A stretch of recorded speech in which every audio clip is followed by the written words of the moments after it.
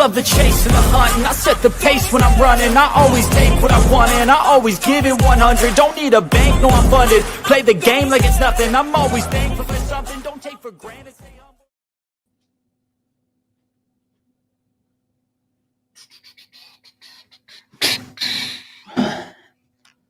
I feel like Bruce Lee. I feel like Bruce Lee. That's what I feel like. Be like,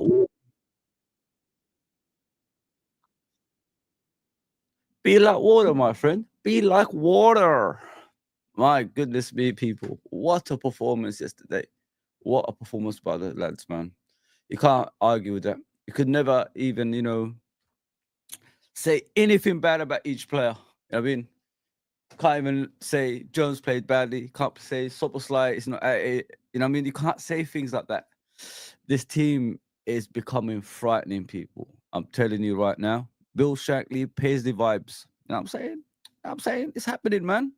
We're seeing Bill Shankly and Bob Paisley here, man.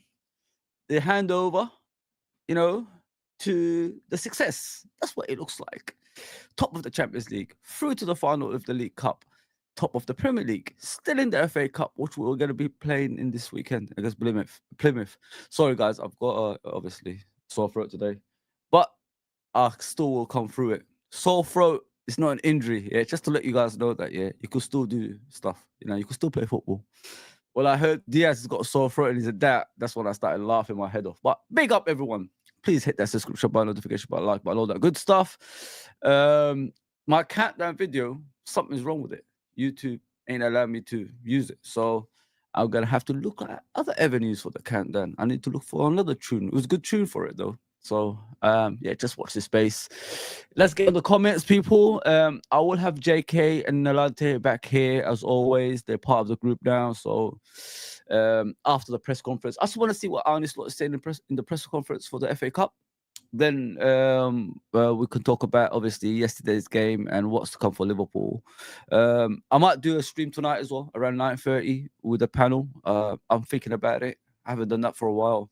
It'd be great to see everybody again. We haven't done it for a while, if you know what I mean. So, yeah, let's do that. So we'll go with the press conference of Arne Slot, and then we could discuss through what he's saying.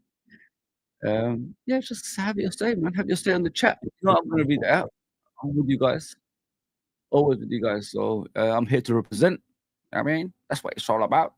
Hopefully you can hear me, because, my sound disappears now and again, thanks to StreamYard. I don't know why they do that to me, but it's okay. When things are going good, that's what they do. That is what they do. Yeah, so let's go with the press conference, and then we'll bring the rest of the guys in. Let's go.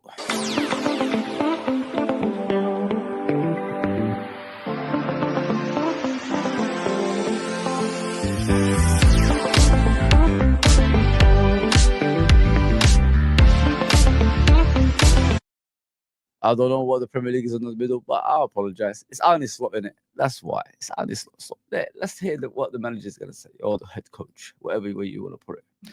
Let's hear him out. But let me get to the comments beforehand. Sorry about that. Yes, please like, share, subscribe to LRFC. People, support us, please. That's all we're asking for, especially the YouTube channel. I'm on X on my personal account, and we've got LRFC on X as well, so go and follow that. Liam says, my favorite game of the season this far. Yeah, mine too, mate. I haven't seen us play like this under Arne Slot, to be fair. Complete football. We know what we're doing.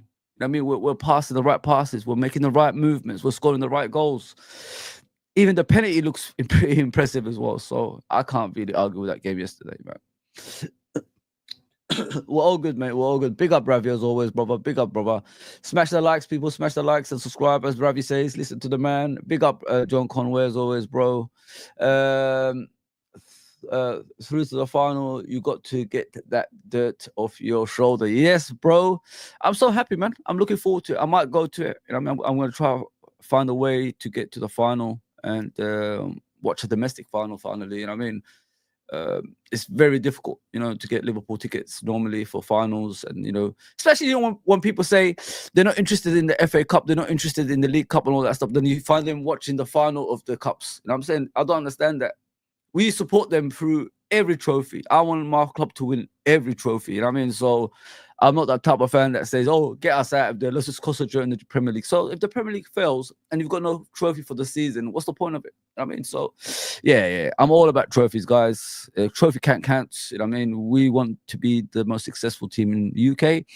And if we win the Premier League this season, you can't talk about Man United anymore. Nobody wants to talk about Man United anymore. You know what I mean? You can't chat to us. So let's just keep going. No pressure. That's what I like about this season, guys. Everybody's calm. Everybody is like a carbon copy of Arne Slot. Calm as you like. It's a Dutch thing, I think it is well. So the way we're behaving off the pitch and on the pitch this season is just out of this world, in my opinion. We're not reacting to rival fans hating on us. We're just getting on with our business, and I love that. I really, really love that. Congratulations to all of you that's bringing that through. Bring the old tune back. I will. I'll think about it. I miss the old tune, to be fair. But yeah, people, just get in the comments and say what you feel. Let's just listen to Arne Slot, and then we just get on with it afterwards. Obviously the League Cup game. Not a lot, but as after every game, sorry guys, I need to. We go with a few people, drink a glass of wine, and then we go home because it was quite late already when all my media duties were done. Is there an update on Trent Alexander-Arnold? Will he be available this weekend? No, I don't think so yet. No, that's going to be too early for him. From what I've heard of Trent, if you guys are asking about Trent, what's the developments with him? Is his injury serious or anything like that? I don't think it is. Is a thigh strain. That's what they said. So he will be out from this game, but they said he potentially can be in the Everton game. So it's weeks. It's not months. It's only a matter of weeks. So just watch this space with Trent. He will be back very, very shortly. Thank God for that. You know what I mean? Thank God for that. But let's get back to the press conference. We don't play Derby County.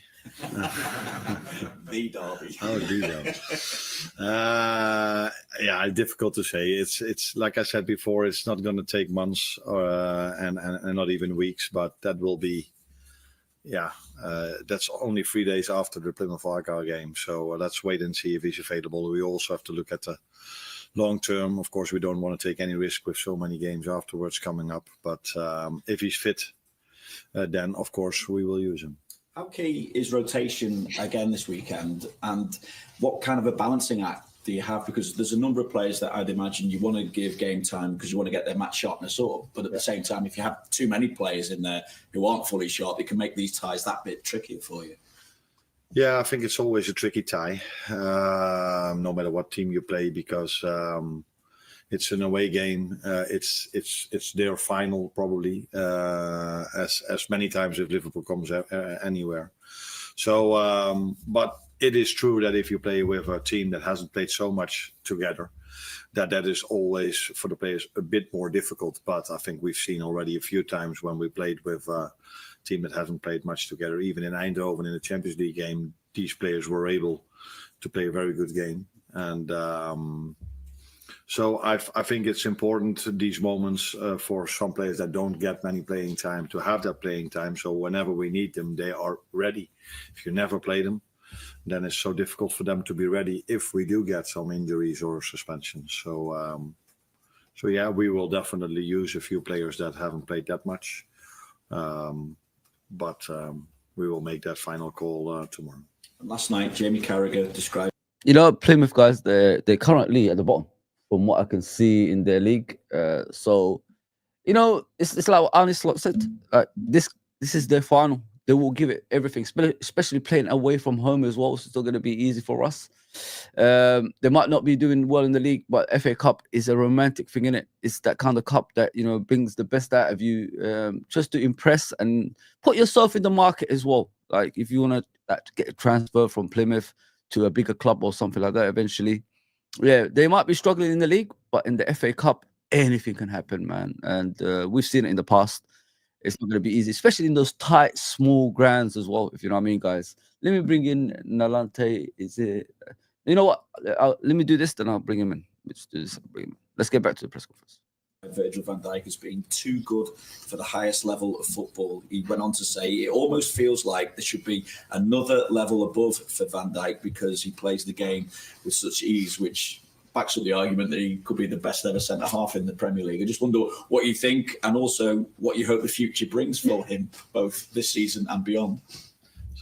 Listen, Van Dijk's the best centre-back I've ever seen since Hansen. I'm not going to be sitting here and telling you guys lies. You know, I've watched Hansen in his prime, the late 80s. And we've never, got a defender that replaced him. It's like John Barnes. Nobody replaced him since Mane came. You know what I mean? It's like that. And Virgil, I've always asked the question, like, when people talk about him, he's not the greatest defender ever in the Premier League and things like that. I put a poll up, by the way, if you guys want to participate on YouTube. It's in the YouTube chat. So if you want to come on YouTube and put your thoughts through it. I put Vidic, Van Dijk, Rio Ferdinand, and John Terry and Vincent Kompany. No, sorry, I put Van Dijk, Rio, Terry, and Vincent Kompany. That's what I put down. Sorry about that. So if you look at defenders, I've always asked about Van Dijk, what's the weakness that he has? And people don't say anything. People celebrated actually Pepe getting past him after 5 years, someone getting past him. I can't remember, people talk about Terry like that. I can't remember people talk about Rio like that. And I can't remember people talking about Vincent Kompany like that as well. So is it because he plays for Liverpool, people don't commend him for what he does? If he was playing for Real Madrid, if he was playing for Barcelona, if he was playing for, these other clubs that's massive around the world, would he get more credit than, when he plays for Liverpool? That's what you got to ask yourself at the end of the day, guys. And I don't think he gets appreciated enough for what he does. Consistency, you know what I mean? Never breaks a sweat. No, nobody hardly gets past him. The only time people get past him, like, it's with a shot from outside the box when he's in front of it, turning his head. That's the only time you see things like that. And Mbappe couldn't do it. A lot of great strikers couldn't do it, in the past with pace and power as well. So the guy, like, what he does, I've never seen in a defender since. I can't remember. Even Maldini, I remember Maldini, people used to get past him. He's the greatest defender, don't get me wrong, but I used to see people get past him. But with Van Dijk, he's just amazing, guys. And I honestly think people don't give him the credit he deserves because he plays for Liverpool Football Club. I honestly think that. If he was outside Liverpool Football Club, they'll be like shouting. Look at the Arsenal fans, the way they talk about Saliba. You know what I mean? At one stage, they were telling me he's better than Van Dijk and all that stuff. Van Dijk is about 33, guys. And he's playing, he's like 22. You know what I mean? So if you're playing like this at this age, I remember Rio Ferdinand at this age. It was finished. Couldn't do it anymore. Ended up at Queen's Park Rangers. Couldn't even hack it there anymore. You know what I mean? Vidic, Inter Milan, I think he went to. Couldn't do no more. So this guy, man, what he does, still at the, still the best defender in the world, in my opinion. It should be, commended, man. And it should be respected by everybody. It should be respected by everybody because I don't think he gets that enough. You know what I mean? He's won it all as in a club level. Obviously, he hasn't won nothing in international football, but he's won it in club level. So you got to understand, like, he's got the trophies to prove that, and he's got potential. He's potentially going to win that again this season. Yeah. But listen, guys, I told you guys, I watched football for so long. It's like when people compare Messi and Maradona. I said Maradona is much better player. Maradona played with less talented players, physical football. And, still came through it. Broken leg. They used to try to break his legs every single time. He broke it once at Barcelona. And 2, snap. And he still came back better than ever. That's why I don't compare them to. You can't compare. Because in the modern day, freestyle football, dribbling football, tactical football, technical football, that's what we are right now. And who did that come from? Everything that I just said, that come from Maradona. Freestyle, technically, dribbling, everything that you could think about right now, Maradona set that up years and years ago. People doing these tricks with the football. Who started that? Maradona. We're playing Maradona football. That's what we're doing. We're not playing Messi football. We're playing Maradona football. And when people argue me like with things like that, and look at Maradona, the players he played with back in the day. There wasn't as talented as Busquets, Xavi, what's his name? Xavi, Iniesta, and all these guys. He wasn't David Villa, he wasn't as they wasn't as talented as that. Those Napoli players, those Argentina players, but he still got them, through tough times, and he won championships because of it. Nobody gives Maradona credit, man. We playing currently, if you look at football overall, freestyle, which is outside football, and football that we play right now, we're playing Maradona football. Everything that you see, Maradona set that up years ago. He was doing freestyle before anyone. I mean, so think about it that way. I mean, I love Messi, done great stuff, but he's not Maradona. Nobody is. Maradona is special, man. I came into Maradona in his prime, and what I watched, I've never seen. I've watched documentary of Maradona, like consistently. Like I watched so many videos of him, man. That guy, man, it was just something special. You talk about football, that's the guy, man. That's the guy, whether you like to say it or not. I've always said it to people. Stop judging people of what you hear. Go and study football. Go back. Go get the DVDs or whatever it is that you can get of the player that people talk about before judging him, and then see for yourself how good he was. I mean, I've always said it now. Right now, I'll put it out there. Everything we're playing right now in football terms, on and off the pitch, is all Maradona based. Maradona started it all. It's madness, man. Fozzie, are we having that big summer? No, I'm not believing these people. They always tell me big summer next summer. Nothing's coming, man. Bias aside, I think it's Rio. Okay, Trudon. Okay, no problem. It's the consistency level I'm talking about. Consistency. He hasn't got consistency at Rio. I remember players getting past him with pace. I remember Bellamy just left him for dead. Torres. You could just say a lot of names, bro. A lot of names, man. Costas gets a lot of unfair criticism from our fan base. I think Costas is quality. I think so as well, Ravi. I don't think people appreciate him enough. He never complains, comes on, does the business. The reason he drops off form, because he plays about 2 or 3 games, and then when Robertson comes back from injury, they put Robertson straight in. What's that going to do to a player's mentality, bro? What's that going to do to a player's mentality? It's going to fuck it up, innit? And that's what's happened to him. And under this manager's got no loyalty to anybody. Obviously, he's still playing Robertson, but he does play a lot of Costas as well. But it's unfair, in my opinion, as well. I think Costas is quality, bro. I honestly think that. But keep the comments coming in. Let's listen to Honest Lot, guys. I'll read the rest of the comments as time goes on, and then I'll bring on, obviously, Nilante and JK. They're friends again. Good to yeah. No, I think Virgil deserves every compliment he gets. He's been outstanding for this club for so many years, and since I'm working here, he's been outstanding for me as well, for the performances he brings in. And yesterday was again an example of that. He was also in a good way, in a good manner, aggressive. He led the team in a way. With the ball, we all know what he can do, but also without the ball, he was sharp and ready. And it was not a coincidence that it took 80 minutes before they had their first shot on target. So Virgil, like many others, has a great season. Has a good season, but he wants, just like all the others, to make it a great season, and therefore I don't think they had a shot on target, mate. I don't know what you're talking about. Okay, let me read that stats out, of the game. Liverpool 26 shots, Tottenham 5. Shots on target 10 Liverpool and 0. If he's talking about the Son chance when he hit the crossbar, that doesn't count as a shot on target. That's just hitting the crossbar and it goes off. So we took 10 shots in the game, scored 4 goals. They took 0.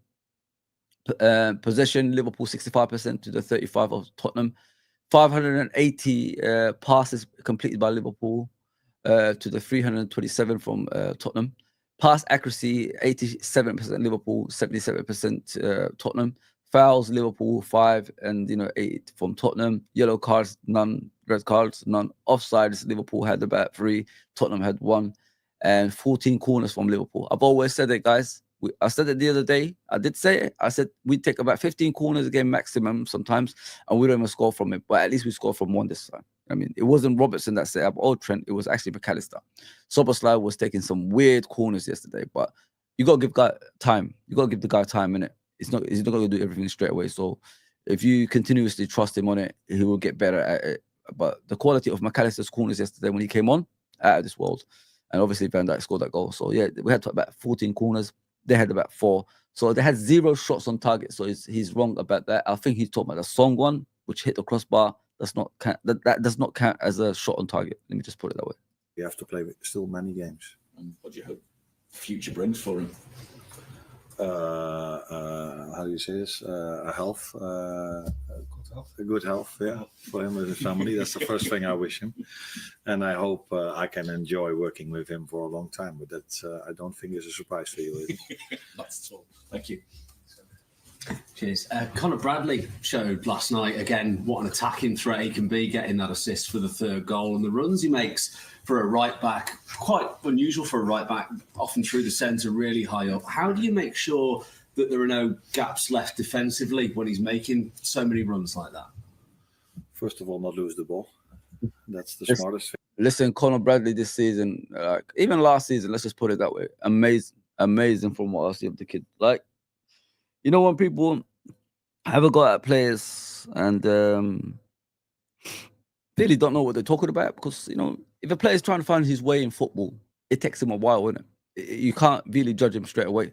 I mean, so sorry guys, my skin on my thing. There, so you can't really judge him in football terms that way. It's just wrong, because he's just arrived in the team, so he's trying to find his way. Those kind of things takes time, you know what I mean? And I don't think in modern day football people know things about that, because they always, you know, have a go at players. He's not good enough. Get him out the door. The kid is great at defending. He's great at team, like build up play, and he's great at, you know, crossing the ball. You know what I mean? He's not like Trent. I mean, don't get me wrong. Not many people are like Trent. Let's just put it that way. Trent is a unique kind of player. He's a one-off kind of player, especially. I mean, so if he brings me defensively solidity, and he brings me build up play, and he brings me some crosses on the inside the, you know, inside the box from the, you know, overlaps and all that stuff, who am I to argue, man? Who are you to argue? Why should we argue? That's what we're looking for anyway. So if Trent leaves, do we need another right back and spend, you know, like 70, 80 million or something like that? I don't know. I don't think so. I think if Conor Bradley develops, he could become a great right back, because this is just the beginning.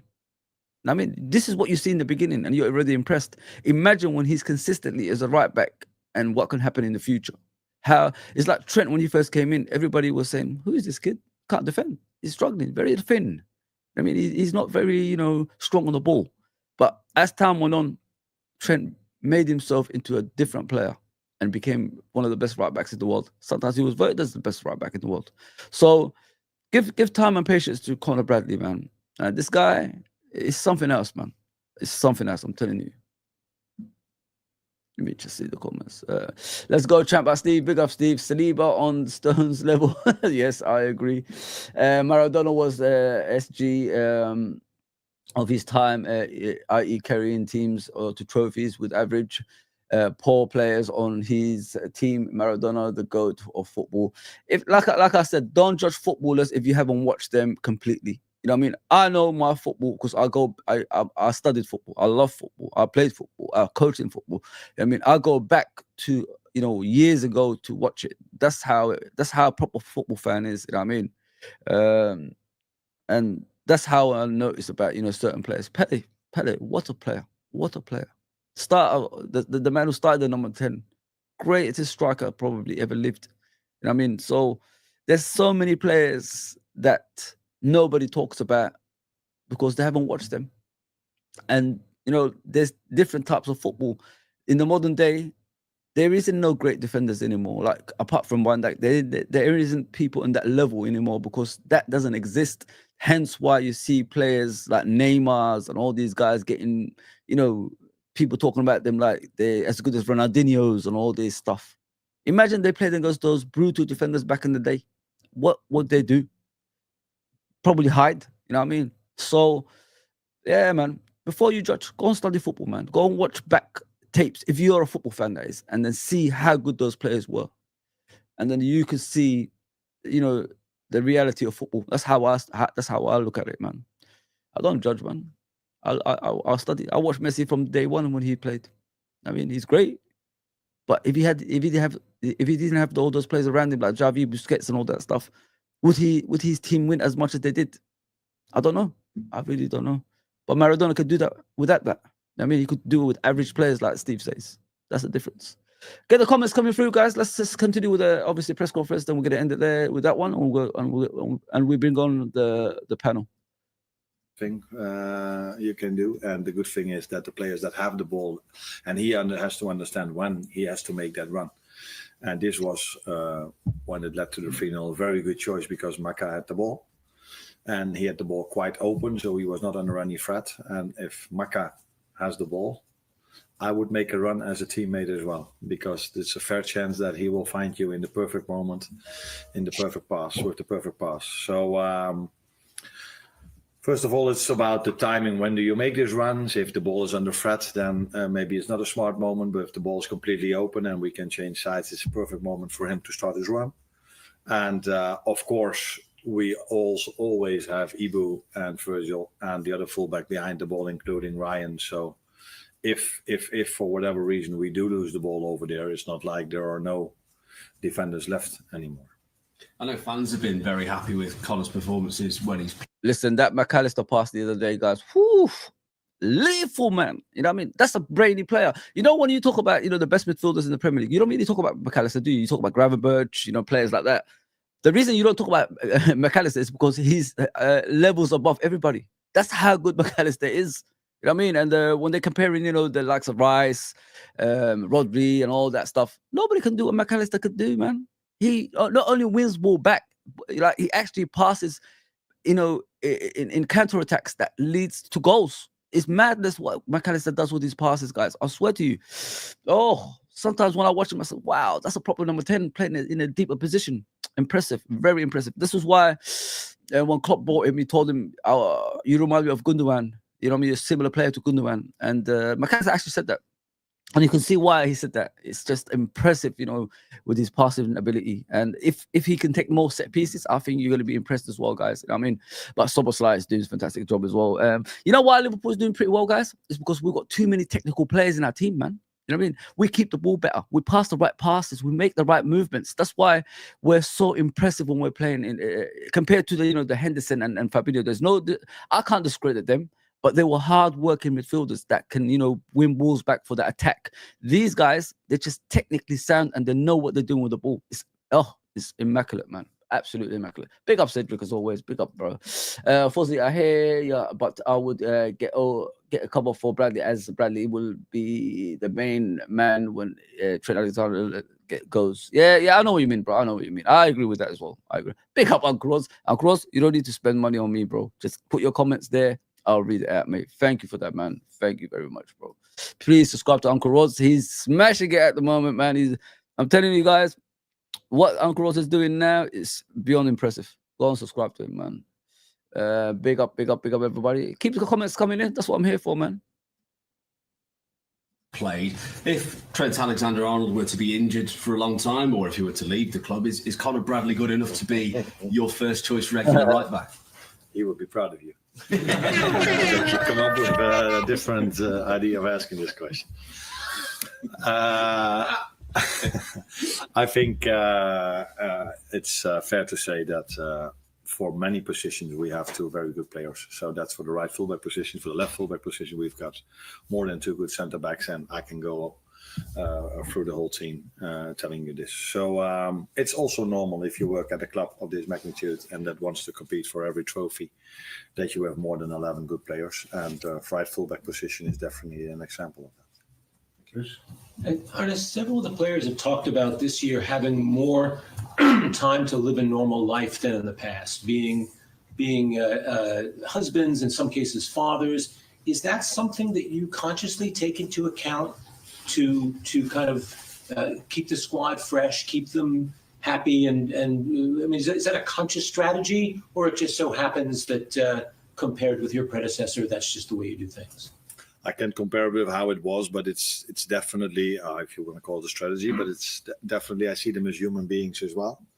And we are working very hard if we are here at the AXA and if we are playing a game. I think that was a great example yesterday again of how hard these players work.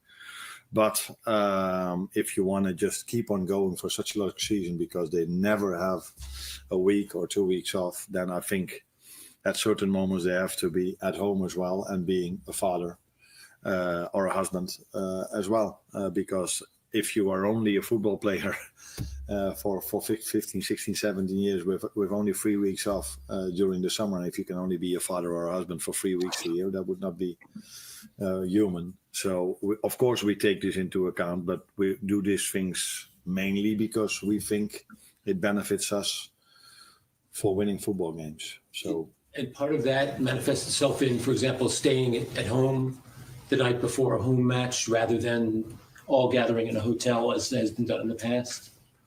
That's part of it. The other part is that people tell me, and the people that have more knowledge than me about this, that you always sleep better in your own bed than in a hotel bed. That's impressive, isn't it? You could see what he means. I love this guy, man. I said it before. I really like him. It's gone to love now. It's gone above like now, and what he's doing, it's something extraordinary. I mean, nobody expected Liverpool to be here, guys. Don't forget, man. And the way he's behaving, for a new head coach at Liverpool Football Club, is something else, man. It's something else. Nobody ever thought he will come in and do what he's doing. Like I said before, I didn't expect him to be the manager. If you put 10 managers in front of me, if you put managers in front of me, he wouldn't even be in my top 10. So what he's doing, guys, it's madness, man. You know what I mean? You're chasing 4 trophies at the moment because we're in every trophy. That's why I'm saying that. We don't want to do the quad talk again like we did, a couple of summers ago. But yeah, letting players stay at home with their family, and it's the atmosphere, innit? Like before a game, make it sort of happy when you go to the games. Your behavior will be like with a lot of smiles and all that stuff. That's why, because staying in a hotel, you're just part of it, your team, and just chatting. It gets boring, innit? But when you're with your family, with your kids, and then you come to the game afterwards, it makes it worthwhile, doesn't it? Because in life, you never know what's going to happen. I mean, it could be your last day in football. You don't know, but it's better being focused as a happy person before a game than the same old things every single time. Having a cup of tea before a game and just chilling, reading newspapers. It's not all about that, man. You can do that in the training ground. You don't need to do it before the game. So now that's what we do now. We don't really go to hotels anymore. We spend time with the family and then just arrive at the stadium with the cars now. So that's what it's all about, man. I'm really impressed with this coach, the way he's behaving. And like I said, I prefer a head coach rather than a manager, because a head coach only concentrates on the team. Doesn't have to do this, going off the pitch stuff and all that stuff. So it shows, innit? This season should prove to a lot of people a manager has too much of a burden on him. A head coach is just about the team, and look at the rewards you get at the end of the day. You get you're the top of everything that you're in, because you've got a person that just focuses on the team now, and it works, man. I said that in the beginning of the season, man, when people were upset, why isn't he? Why did they give him a head coach? Why isn't he a manager? Because look what happened. Listen, I gotta give them credit for once. Look at that, it works. And I said it works. I mean, you don't need all that outside distractions. Get back to football. Start winning titles. Football is all about that. Forget this emotional stuff. Just get on with the football business. Make Liverpool great and see where we go again. You know what I mean? That's the whole point. We've been absent consistently for years. The consistency looks like it's coming back under this coach. Imagine next season when he gets his own players on top of the players he's already got, how frightening we can be. You know what I mean? It's madness, man. Madness. So, and sleep is a very important part of getting the best possible performance. So it's not only the argument you just gave for them to be at home with their families, but it's definitely also that they are better prepared for a game, in the opinion of people that tell me this. And I have no reason not to believe them, because use common sense. I think everybody can understand that you sleep better in your own bed than in a hotel bed. So if it's not necessary, we indeed sleep at home. Hi, Arnie. Guys, what do you think of the head coach saying about? Welcome, by the way, JK and Alante. I hope everything's well, brothers. I hope you guys are good. Everything good? Everything good, bro. Everything good. Yeah, big up, Fuzzy. Listen to the chat. Yeah. What do you guys think about what how the head coach is performing in regards to players, instead of like going to hotels, spend more time with their family, and then the day of the game they just drive in. That's to everybody, by the way. Chat as well. Yeah. Like, so what? Instead of going to the hotel, they let them stay with the family, then come on the date. Yeah. Yeah. Right. It seems to be working, bro. Maybe them few that extra night sleep in your own yard. Yeah. Is going to benefit you more than say sleeping in a hotel room. They've probably done that their whole careers and stuff. So it's something different. Yeah. And it seems to be working. What about you, Nolante? It's fine. Just whatever's the best way. Look, family over everything. That's what I say. Family over everything. So he's understanding the importance of family, because look, there are more times out of the year that they're traveling here, there, everywhere. So he understands that. So they're more at the pitch or training than family. So yeah, I get it. And it's family over everything. So yeah, no problem with it. Do you guys prefer the head coach over a manager? I said the head coach in the beginning of the season is the best thing that can happen to a football club, because managers, it's just too much responsibility for them, and it's too much off the pitch stuff. If you know what I mean, guys. Like I think Liverpool needs a head coach now. We've had that time, with a Bill Shankly type of manager who connects with the fan base outside, obviously, and everything else. Going to charity events. Obviously, Arne Slot does that as well, but I'm talking about it to an extent, doing too much press as well. You know what I mean? So, I'm a firm believer in the modern day football. About this is, I don't agree with a lot of the modern day football, but I agree with the head coach way, because the head coach only concentrates on the team, and that is it. It doesn't go outside that. That's to everybody, by the way, the chat and you guys. What do you guys think about that? I would say, like, I'm old school. I like a manager to be like the boss of the family, sort of thing. Jurgen Klopp was a prime example of that. He looked after the club, the city, the whole thing, from top to bottom. Hence why FSG probably wanted him to leave. Yeah, because he was like prime donor. He was a prime guy. Same with Gerrard, for example. So, but for me, with this coach manager thing, come on. I think a manager has to coach, and a coach has to be a manager. It's like, it doesn't matter what you call it. It's the same sort of thing. Because, like, for me, Arne Slot, he likes doing press conferences. He talks about this. He does interviews with Gary Lineker, for example. So he's doing the same thing that, say, Klopp did. But Klopp did it in the way where he had to resurrect the club. Slot don't have to do that. No, he never had that responsibility, and he actually got a golden ticket with the players he got. When he walked in. So for me, coaching is what he really needs to do right now. He don't really need to manage as much as say Klopp had to do. For example, comes afterwards, JK. Yeah, that will come with time. Okay. Yeah. That will come with time, and then I think I just like a guy. You can call him a coach or a manager, to be like, you know what, I'm going to look after this club. I'm going to make sure the fans are happy, everyone's happy, the owners are happy, and this, that, and the other. So, like, for me, you can call it what you want. It's still the same sort of thing. Yeah.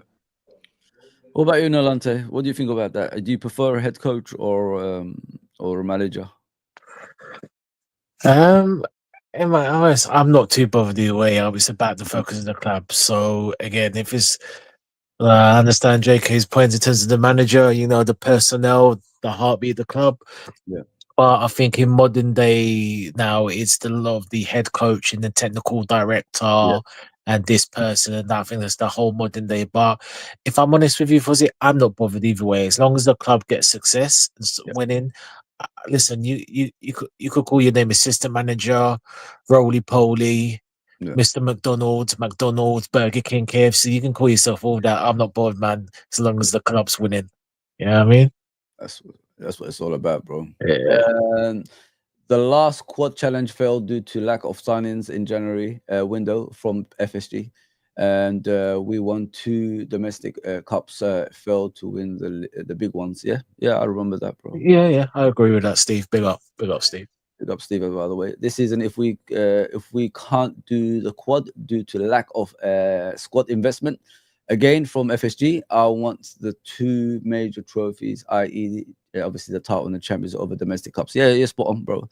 I think we're in a good position, Steve. I don't think like we're in a situation that we was before. You know what I mean? We don't play gun-ho football anymore. We plan during the games like what to do next. You know what I mean? Instead of like overrunning and fatigue sets in eventually. Innit? We're not doing that anymore. We're managing games in a way that's with technical ability instead of like up and down that pitch the whole time.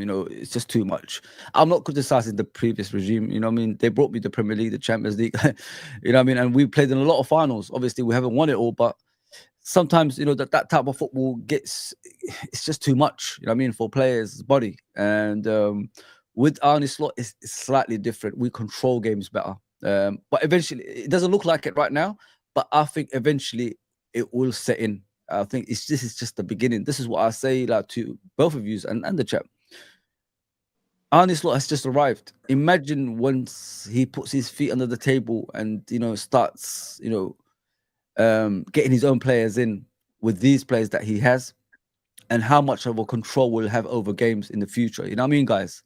Because you could say Man City and Arsenal and all these other teams are going to improve next summer, but we could still improve. You know what I mean? This is the first season with the new head coach, so think about it that way as well. Don't ever underestimate. Don't ever settle for what you got now. It could get better in the coming seasons as well, because this guy's just arrived and he's already blowing people out of the water. We're not very great. We're not playing really like the most outstanding football. Apart from yesterday, that was impressive. 0 shots on target, smashed the team.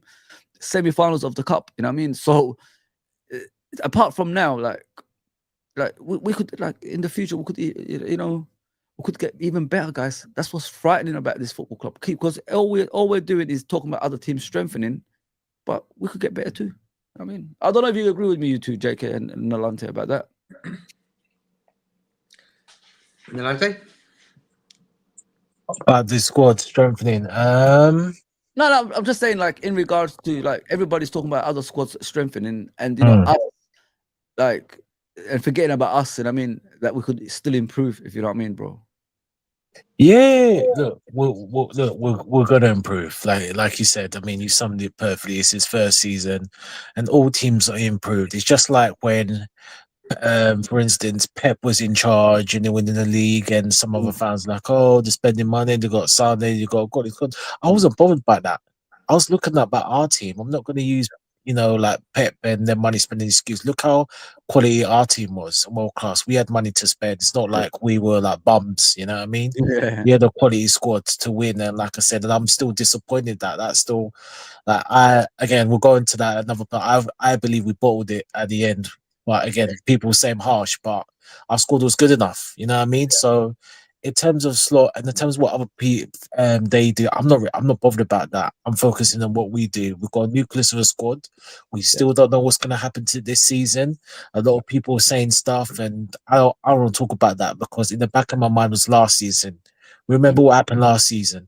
Mm-hmm. We were all 4 comps. We we won the League Cup and we were challenging, and then we let it go. We slipped.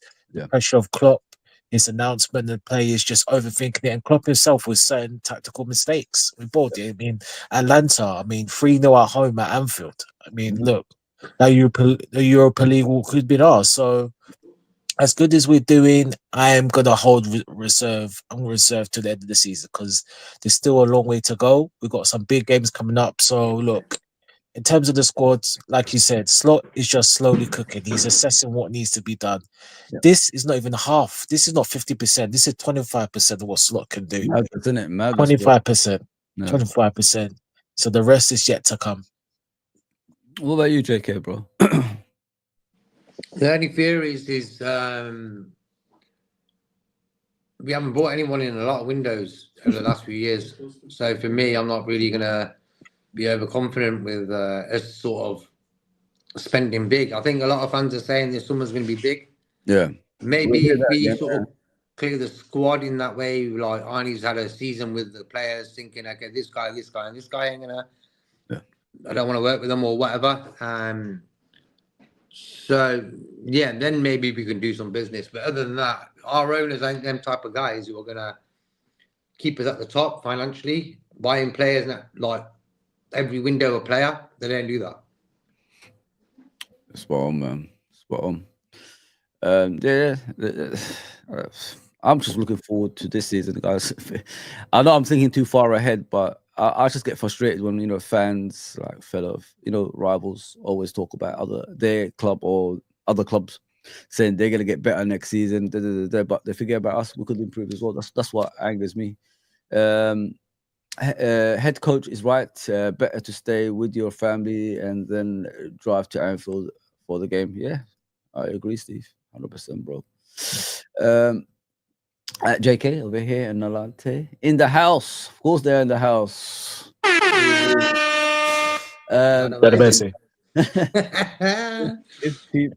If cheap broke FSG gave Arnie a quality centre back at number 6 last month, our chances increased to win the quad and a few trophies. Yeah, I agree. Yeah. It'll increase it big time. Yeah, even one guy would have made a difference. Mm-hmm. Not difference, like we don't need to make a difference. We just need a guy to secure it. Back the rest of it. Back the rest of the team. You know what I mean? Like we know we got this guy. We can call on him when we need to. Mm-hmm. And instead of thinking, we're gonna play I don't know, Endo at centre back or something. Just another pair of legs. Because there's a movement for one player. There was a chance to get one player. But we weren't interested in nothing like that. What legs we talking, JK? What kind of legs we talking about? Like a DM sort of pair of legs. Like for me, Endo can do a job. Don't get me wrong. Mm-hmm. But I just feel like when we got big games coming up, Champions League quarterfinals, semi-finals. Yeah. I want a guy next to Gravenberch who's going to fight like him. Yeah. Tukameni from Real Madrid. Yeah, that type of guy who's going to be like next to Gravenberch, but then you can place the Botslow or McAllister in front of him, or even Harvey Elliott, because you got them two guys who are going to just be solid. And that's all I wanted really in this window, But we were looking at nothing like that. Andre went to Wolves. He's doing okay there. Mm-hmm. But if you want to go and get him in the summer, you're going to be paying 50 million. Lord have mercy. The Lord is my shepherd. He knows what I want. A DM. He knows what I want. Oh, you can. Oh, you can. Perfect. Tiger uppercut. That's the next one that's coming. Don't worry, it's coming. I'll wait for that, Buzzy. Listen, when I do the watch-alongs here, this is what I've done. I've done a goal thing by myself here. Tell me how good it is, yeah? I'm going to put it out. Everybody, just tune in. Let me put it up. Go! That's me. Nice.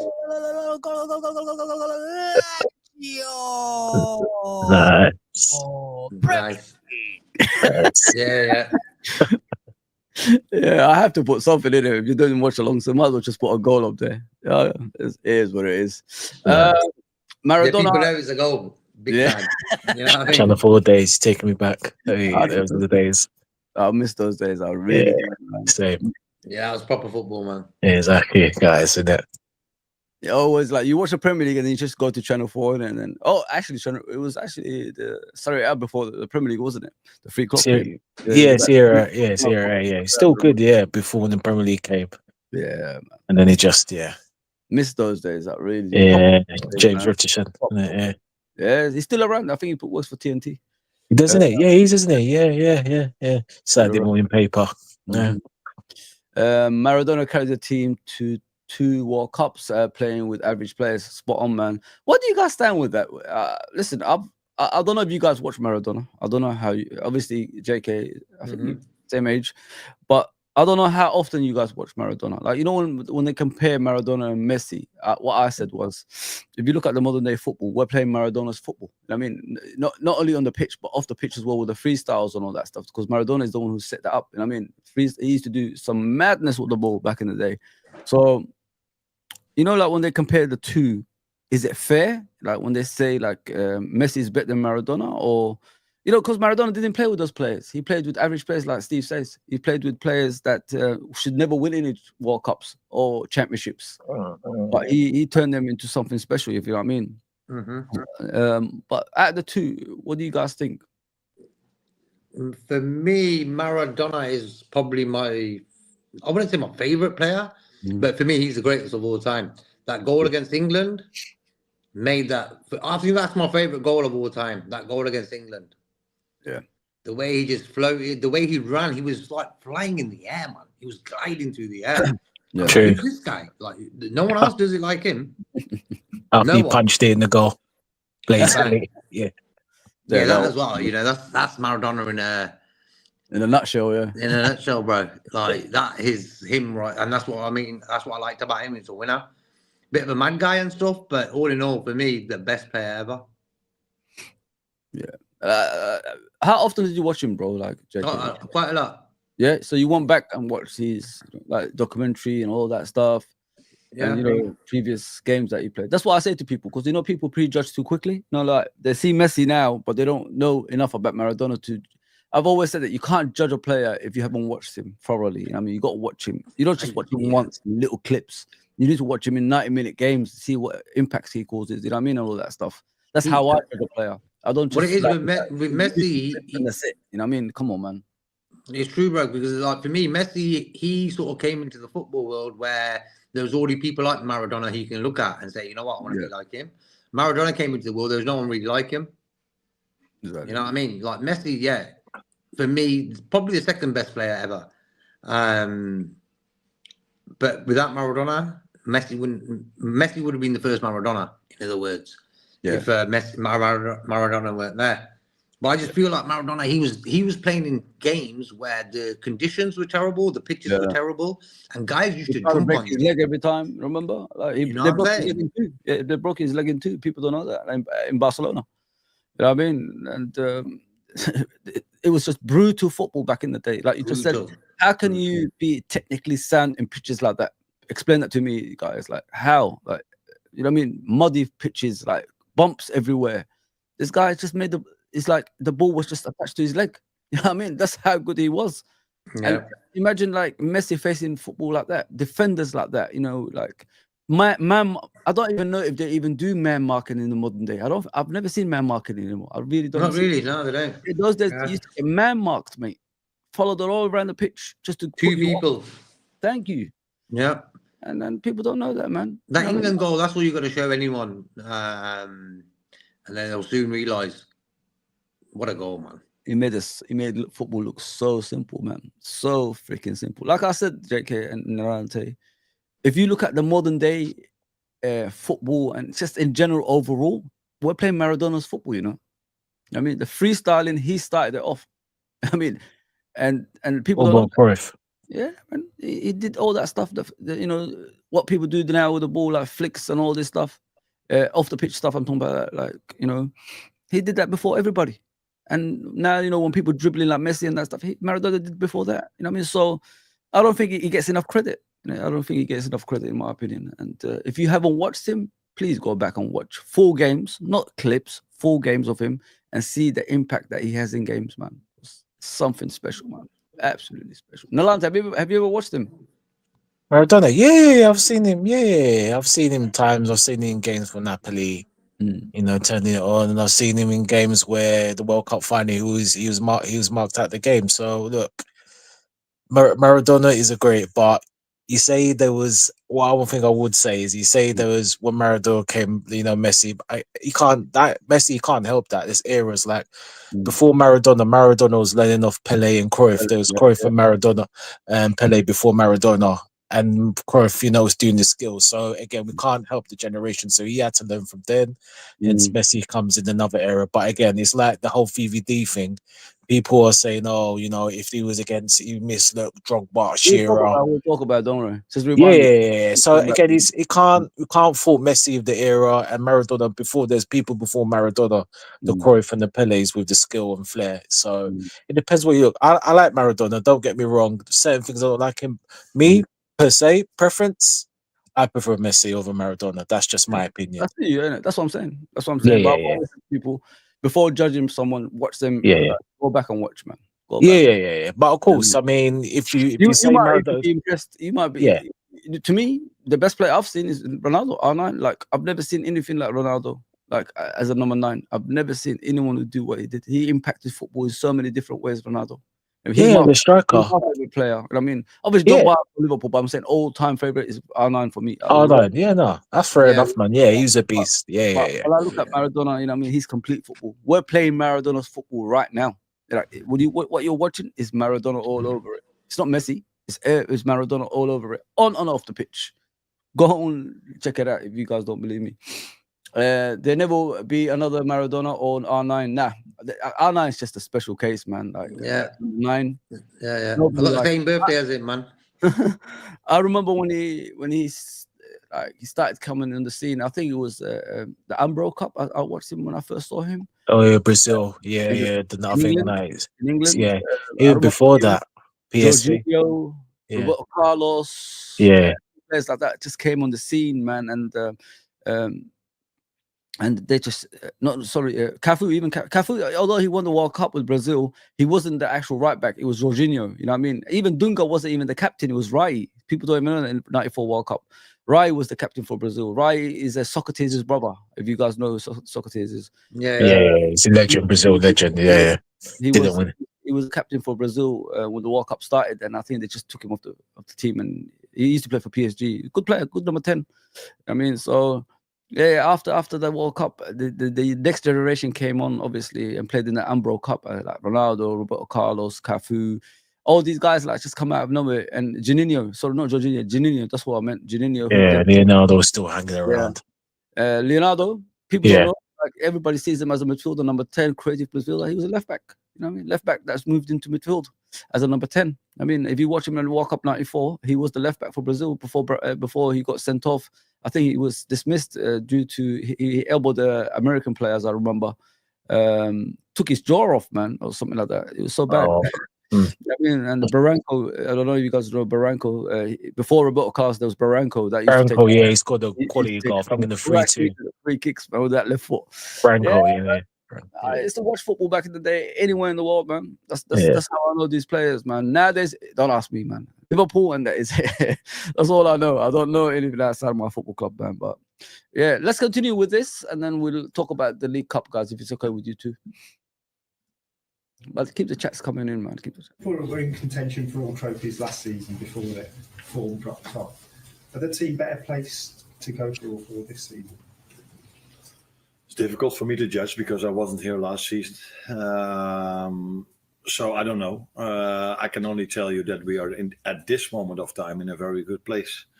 And I'm not only talking about the result yesterday evening, but the players are fit already.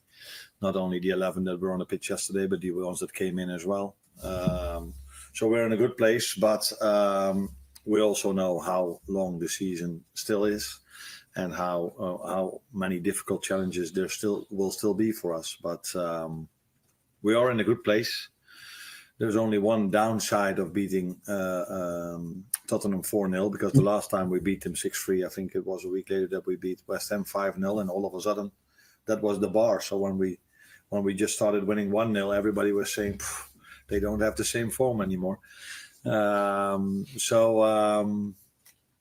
Yeah, we are in a good place, but I'm not expecting us to win every single game in the manner we won it yesterday. But that's also not what I ask of them. We just try to do everything to win every single football match. And if it can happen like yesterday in such a good and dominant performance, that's perfect. If not... You got to love this manager, innit, guys? He doesn't want to let complacency sit in, innit? The way he talks. He talked about, the previous game. So the previous time we battered the team, we came back, obviously beat West Ham, and then after that we just dropped off a bit. So he already knows what can happen if you beat a team, if you batter a team, if you know what I mean, JK. So I like that. I really like the way he talks, man. It's like, you know, he just reminds players what happened before JK. So we don't want to make the same mistakes, you know, again.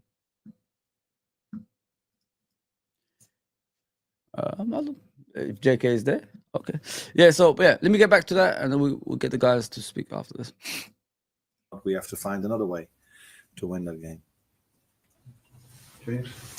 I just actually about James McConnell, because he took the decision not to loan him out and keep him around for the rest of the season. What is it you've seen from him that's impressed you so much? I think you watched the PSV game as well. So that's what you see. And what I see is him on the training pitch competing with all our other midfielders. And then I see a player that is, like I just said, competing with them.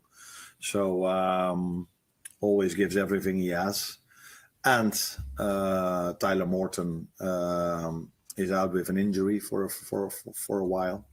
So that means, I think he was maybe our sixth midfielder. Nalante, Jack, are you guys there or not? Let me just Yeah. Yeah, I was just saying, like with the head coach, he talked about, you know, we obviously Tottenham by 4-0, and we battered them. Let's just be honest. That's the reality. You know what I mean? He says like we beat I think we beat Tottenham by 6 goals. Was it 6 goals to 2 or something like that? 3. Yeah. 4-3. And then we beat West Ham after that, and then, you know, we started dropping off. You know, like we had a bad form after that. So he doesn't want to let complacency sit in the team. So what he does is he tells the team, we beat teams before like this, but, you know, we've dropped off after that because we was overconfident in games. Do you like that, the way he just brings that up, you know what I mean, as a head coach, you know, just to remind people, although you beat a team by 4-0 and you batter them with 0 shots on target, it doesn't mean like the next game is going to be as easy as that. We still got to work hard and, you know, win the games by, you know, by any means necessary, basically, guys. Yeah, like every game's different, you know. Like we had that week when we beat Real Madrid and Man City in a week 2-0, 2-0. So it's a bit like a deja vu type of thing. But every game's different. You can hammer some team one week. Look at Forest. They went to Bournemouth, got battered 5-0. Next game they beat Brighton 7-0. You know what I mean? So you can change the other way around. Have a bad game, and the next game you smash it, you know? But it can happen the other way around. You smash it one week, and the week after, you're not doing it. Yeah. What about you, Nalante? What do you think of that, mate? Like the way he said that. Like, it doesn't let complacency sit in to the team, because we've done it before, and then all of a sudden we dropped off. We became off. You know, the form just dropped. Yeah, I'll agree with JK. I just feel that it's just, I guess, you know, as the famous saying, I mean, this quote has been going on for the last week and a half since last Sunday. Stay humble. Stay humble. Yeah. Stay humble. And look, he's right. Because look, and I like, well, I think I've learned about, so I like his mentality with this team, because he keeps on mentioning the Nottingham Forest game. And I like that, because he's reminding the players, look, we were poor, look, we lost. To the Forest game. He keeps reminding these players. So yeah, I like that in him. He keeps, you know, he's not satisfied. He's making sure the standards don't slip, and that's what you want. And that's what a manager should be doing. Reminding, of course, people will talk. You can't help that. You can't help that. And they say we can do this, we can do that, but it's inside the club. That's the thing. And again, Alisson, Salah, VVD, Trent, Rubble are 5 key players that are going to be crucial to us, because they have the experience of winning this league. So their experience should help, being these title races should help this team and hopefully push them to where we want to be. So yeah. You're spot on, man. Outside distractions is to be avoided. You know what I mean? We don't need that. At the end of the day. And well, we just got to learn about, you know, past mistakes. We can't make the same mistakes anymore. Like, cater to rivals' needs, which is like getting frustrated, having got our players personally and all that stuff. It's not the way to go. You know what I mean? We just have to support these players for thick and thin, contract signed or not signed. You know what I mean? So at the end of the day, what's important for me more than anything is Liverpool winning trophies. That should be every fan's mind. It shouldn't be like, you know, outside of, you know, stuff. It should be football and what happens to your football club in, you know, trophy terms. That's it. You don't need anything else. if you're worried about people's contracts and all that stuff, let the club deal with it. I mean, the club, at the end of the day, why if these players don't want to sign a contract and all that stuff, I mean, they will be, lowering their performances on the pitch, wouldn't they? So they don't get seriously injured for the other club they're going to play for, right? But they're giving it their all. So I'm a firm believer they're going to sign the contracts. Yeah, I'm a firm believer, man. I think they're all going to sign their contracts and they're going to remain at Liverpool, including Trent. I mean, Trent is captain in the team when Van Dijk's not there. If a person is not fully committed, why is he still captain in the team? You know what I mean? So just relax, man. Relax. Concentrate on us winning trophies. Off the pitch stuff, let the, Richard Hughes and, Michael Edwards and all that stuff deal with it. We don't need to be there. We don't need to be there. One fit who starts in midfield and who is sub. If you're talking about the whole team, Ravi, it's the three that always play in midfield, bro. Gravenberch, McAllister, and Soboslai. Soboslai is coming to his own now. Soboslai has still got levels to go, if people don't know that. You know what I mean? The guy is impressive once he gets there. I'm telling you, there's shots from outside the box still to come, set pieces still to come. You know what I mean? Build-up play still, like, consistently still to come as well. He's doing all right now, but there's more stuff still to come from Soboslai. I've always said it. Out of all the midfielders that we've got, I think Soboslai is the most talented one out of the lot. I mean, I love McAllister because McAllister is in a world of his own, the way he plays. But if you're talking about overall, like, ability, Soboslai's got it, guys, man. I'm telling you, man. Soboslai's out of this world. But yeah, like I said, Gravenberch, Soboslai, and McAllister. What do you guys think, guys? Yeah, same as. Yeah. What? That's the Botsalai not even playing his best. No. He likes playing against Tottenham. I think that 6-3 game is a resurrection of his career with us in that way. Ever since that game, he just sort of switched the button and he's sort of on full mode now, so it's cool. Yeah, 100%. Yeah, 100%. What do you think, Nalante, about Soboslai? Do you think there's more to come from him, or is this it? Like what you see of him? Yeah, this is it. Get rid of him in the summer, mate. He ain't good enough, mate. That's it, man. Free transfer, let him go, mate. Get his wages, sign someone else. But look, all I'll say is Dom, he's like, JK summed it up nicely. The Tottenham game, he's resurrected, it's from ashes to ashes, before he was gone, but he came back again. Dominic Szoboszlai. Perfect. Yeah, I mean, so yeah, man. Look, he performed. He's still bits he can improve. I thought, first half. I mean, we're gonna go into the game. He was like his passing was a little bit sloppy, but man, look. At the end of the day, man, there's again more to come, man. And let the three of them keep on cooking. Yes, they keep on cooking. We keep on booking, and we keep on looking. You dig? Do you like this, Nalante and JK? Like the way our midfield is different to the old ones, as I alluded to in the beginning of the stream. What I said was like, what I like about our current midfield, they're all technically sound, innit? They've got their own technical ability compared to the Henderson and Wijnaldum's, if you know what I mean. I don't think people clock on to that, we keep possession better. We don't really overrun ourselves to the ground and things like that. I think this is the advantage that we got on other teams.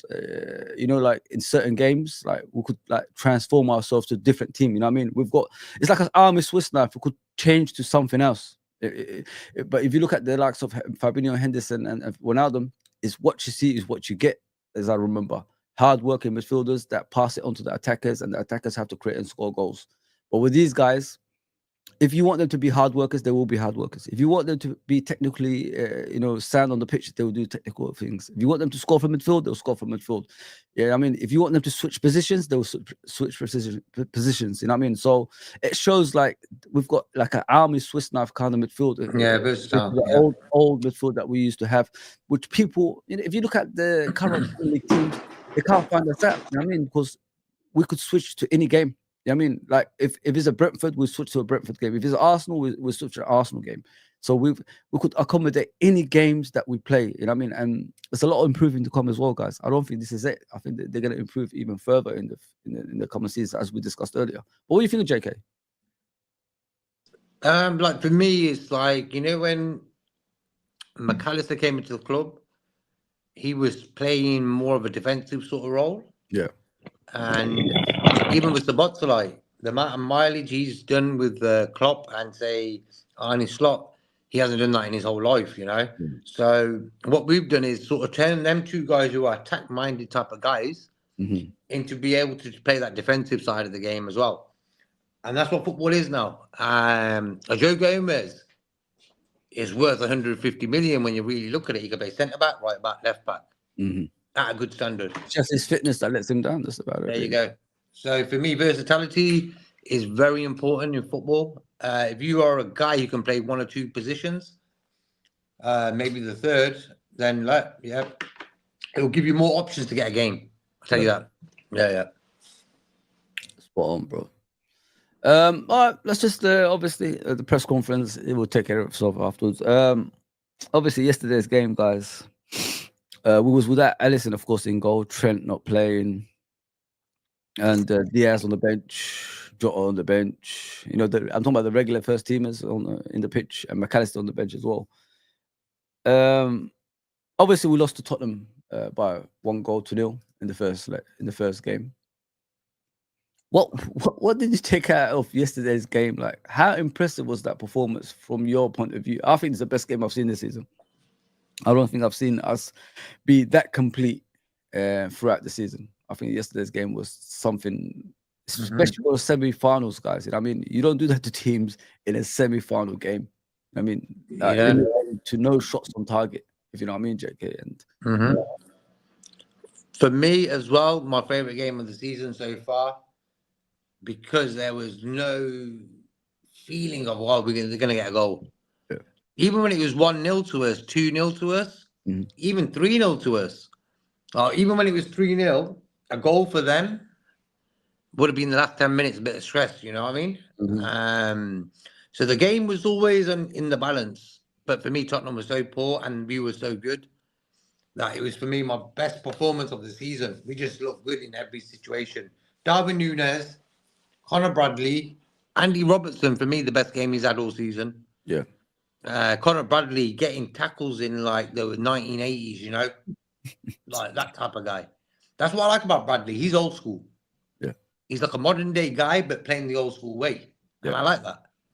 So big game yesterday for quite a few. Even Gravenberch looked good yesterday, you know, like in that way where he's been good all the time. But yesterday he looked even better. Yeah. And so Botzolai, another goal. And he's just sort of starting. We haven't seen anything of Botzolai. If he's playing okay, that good, when he's pretty poor, you know, the future's sort of bright. Yeah, 100%. What about you, Nolante, bro? Yes, it's up there. One of the best performances of the season. But that Tottenham team, but in all honesty, we did what we should have done to them in the first leg. Yeah. Maybe not by score. We just did what we were supposed to do to them, really, to be honest. And, you know, although, you know, Tottenham got, you know, Les Ferdinand said it right, though Tottenham got, you have to be honest, and I like to be, Tottenham got a lot of injuries, man, and they look but at the same time, Les Ferdinand said, which I respect, he said, even if Tottenham had the best team out, Solanke, Van der Vaart, Romero, and Doggy, and stuff like that, they still would have lost. He said, because that performance, you're not stopping that, Bridget. You're not stopping that, bruv. Put a wall in front. Put 10 men. Put the whole Tottenham team squad there. He ain't stopping that performance, Bridget. You know what I mean? Yeah. He's cutting through like hot in the knife bar. And I mean, JK said he was confident. I was more cautious because although we started well in the first half, we didn't really create major opportunities, but we dominated. You know, and then Richarlison, that scumbag. I mean, flip it. You know, honestly. Little touch, roll in the floor. I was waiting for him to try to injure Van Dijk, you know. He's trying something, but Van Dijk doesn't forget. VVD don't forget, you know. And then fans are saying, "Oh, it's a red card." I mean, okay, cool. It's kind of funny, that isn't it? Like when Van Dijk, when he was part of that Everton team that, you know, took Van Dijk out. Let's be honest, it was purposely done by Pickford. You don't go out like that. I don't see Pickford doing that again. You know what I mean? If this is a regular thing, you should be doing it. You know what I mean? But he hasn't done that. So. Yeah, I mean, like, if you're part of that team, you know, Van Dijk is gonna, like you just said, he's gonna remember who was part of that team. You know what I mean? Don't forget, he took Thiago out. That guy, he took Thiago out as well for a few weeks or whatever it was. So, Yeah. Players don't forget, man. Players don't forget, and people are putting on Twitter and Instagram, all that stuff. The elbow Van Dijk got on what's his name? Obviously, Richarlison. Well, he was pulling him. I mean, he was pulling him first. So like, what's your reaction when someone's trying to pull you down, all that stuff? You're gonna try Get off me, yeah. get off me. Yeah. Yeah, you got to use your arms. I've done it in football, and people are like, "Oh, you." I was like, "Well, what do you want me to do? I'm shielding myself. I don't intentionally wake up to elbow anyone." It's amazing what people look for. They want to bring people down, and so they look for any avenue, try to make us lose focus of what all about. You know what I mean? So listen, bring any footage you want. I don't see you bringing that Everton footage anymore with Pickford. You know what I mean? So relax yourself with that stuff, man. As you can see the stats, guys, that was just impressive, man. Like I said it to you guys before. We take like maximum 15 corners a game. We don't score from many. I don't think we scored from any. I think it was 3 goals this season we scored from corners. But yeah. Different people taking it. Obviously, Soboslai wasn't on form on corners, but it takes time in it, guys. You can't really judge a player on one game. Like, give him time, and then he'll get comfortable eventually. But when McAllister came on, took the set pieces, set up for Van Dijk's header. Not bad. I'd say it's good at set pieces. Yeah, man. Look at that dominance as well, man. Yeah, but it is what it is, man. Obviously, we're through to the final, guys. I guess Newcastle. How do you think that game's gonna come? Let me just read the comments before, though. Hi, Fuzzy. How are you? Liverpool versus Newcastle. This is a Newcastle fan, by the way, guys. It win for Newcastle United, and Amanda Stelvey should be at Wembley to watch Newcastle win the Carabao Cup trophy. We'll see, bro. We'll see. I don't think you're gonna win it, but we'll see. We'll see. Foz and lads, thoughts on McConnell? How does he make it like Elliott and Jones in the first team? Do you guys want to talk about it first, or you want to do it first? Like for me, McConnell, he's not been let go. We got rid of a few players in the summer. For some reason, they kept McConnell. I think he works hard in training. Yeah. And in that Champions League game, I think he played pretty well. PSV. Yeah, man. I think he will he'll be playing on Sunday in Plymouth, against Plymouth. Yeah. So we'll have another look at him. At the end of the day, the way he gets into the team is by game time. Yeah. A few little chances here and there, show what we got. And I think against PSV, fair play to him. What about you, Nanante? What do you think of McConnell? Do you rate him? He's a decent player. Funny enough, I rate Morton more than McConnell. Okay. I saw a lot of Morton last season at Hull. Was like near enough their best player, and I thought he'll get more opportunity. But McConnell he's a decent player. He played his part last season as well. So he started one of the games, one of the 2 league games. Actually, I think he started against Forest. Correct me if I'm wrong. But look, end of the day, with McConnell, that's a good question from Ravi. It's a difficult one because in the summer, if you're going to buy a DM, then that puts McConnell setbacks him and Morton. But at the same time, it depends. If Endo's going to replace him with that DM, then fair enough. But it's a difficult one. Only time will tell. Spot on, bro. With McConnell, Ravi, and everybody else, of course, in the chat. I think he's a quality young player. You know what I mean? I think they're keeping him around, not just like to play consistently in the first team, to learn from the first team, because they can see there's something about him. If you watch McConnell when he plays, there's no fear in this kid. Whenever he plays, he never lets the team down. I've never seen him have a bad game, to be fair. You know what I mean? So this is what they look at. This is why they send that Dan's on loan, because I don't think Dan's played enough for him to be judged. Like the way they judged him after that PSV game, especially the fan base saying like he's not good enough and all that stuff. It's not the way to go on about it. You got to look at how many times has that kid played in the first team and how his performance developed. So what they did with Dan is, like just to take him out of the limelight because, people are already on him, get him out on loan, and that's why he's gone to Sunderland. But with McConnell, out of all the youngsters, he's impressed the most, in my opinion. And it's just a learning curve for him, bro. I'm not putting too much pressure on him. Let him learn from the first teamers. When you're around world-class players, you pick up a lot of stuff, don't you? We used to talk about Kelleher. A lot of our fan base was saying like he's not good enough. When I think it was an Arsenal game when we beat them 4-3, Origi scored a bit kick or something like that. And Kelleher was just conceding goals like from long range. Oh yeah, short the 5-5. Yeah. That was the season we won the league. Yeah. people saying that he's not good enough, he's too weak, he's too skinny, he's this, he's that. But Yeah. look at Kelleher now training with Alisson. Look how much better he is. So it's just Yeah. give people time, man. They will get better. I mean, and the way people are going on about Dan's, it's just not the way he is, well, man. I know we're not talking about Dan's, but I'm just trying to give you an example. It was just not nice watching our fan base and talking about him in a negative way after one game. Or he's not holding up the ball properly. He's losing the ball. And I mean, all that. You're playing against a team that's one of the best teams in Europe. They're the best teams they're the best team in Holland. I mean, you're playing with their first team. I mean, and not only that, Dan's is playing with just say about 40%, of Liverpool players that's regularly playing for the first team.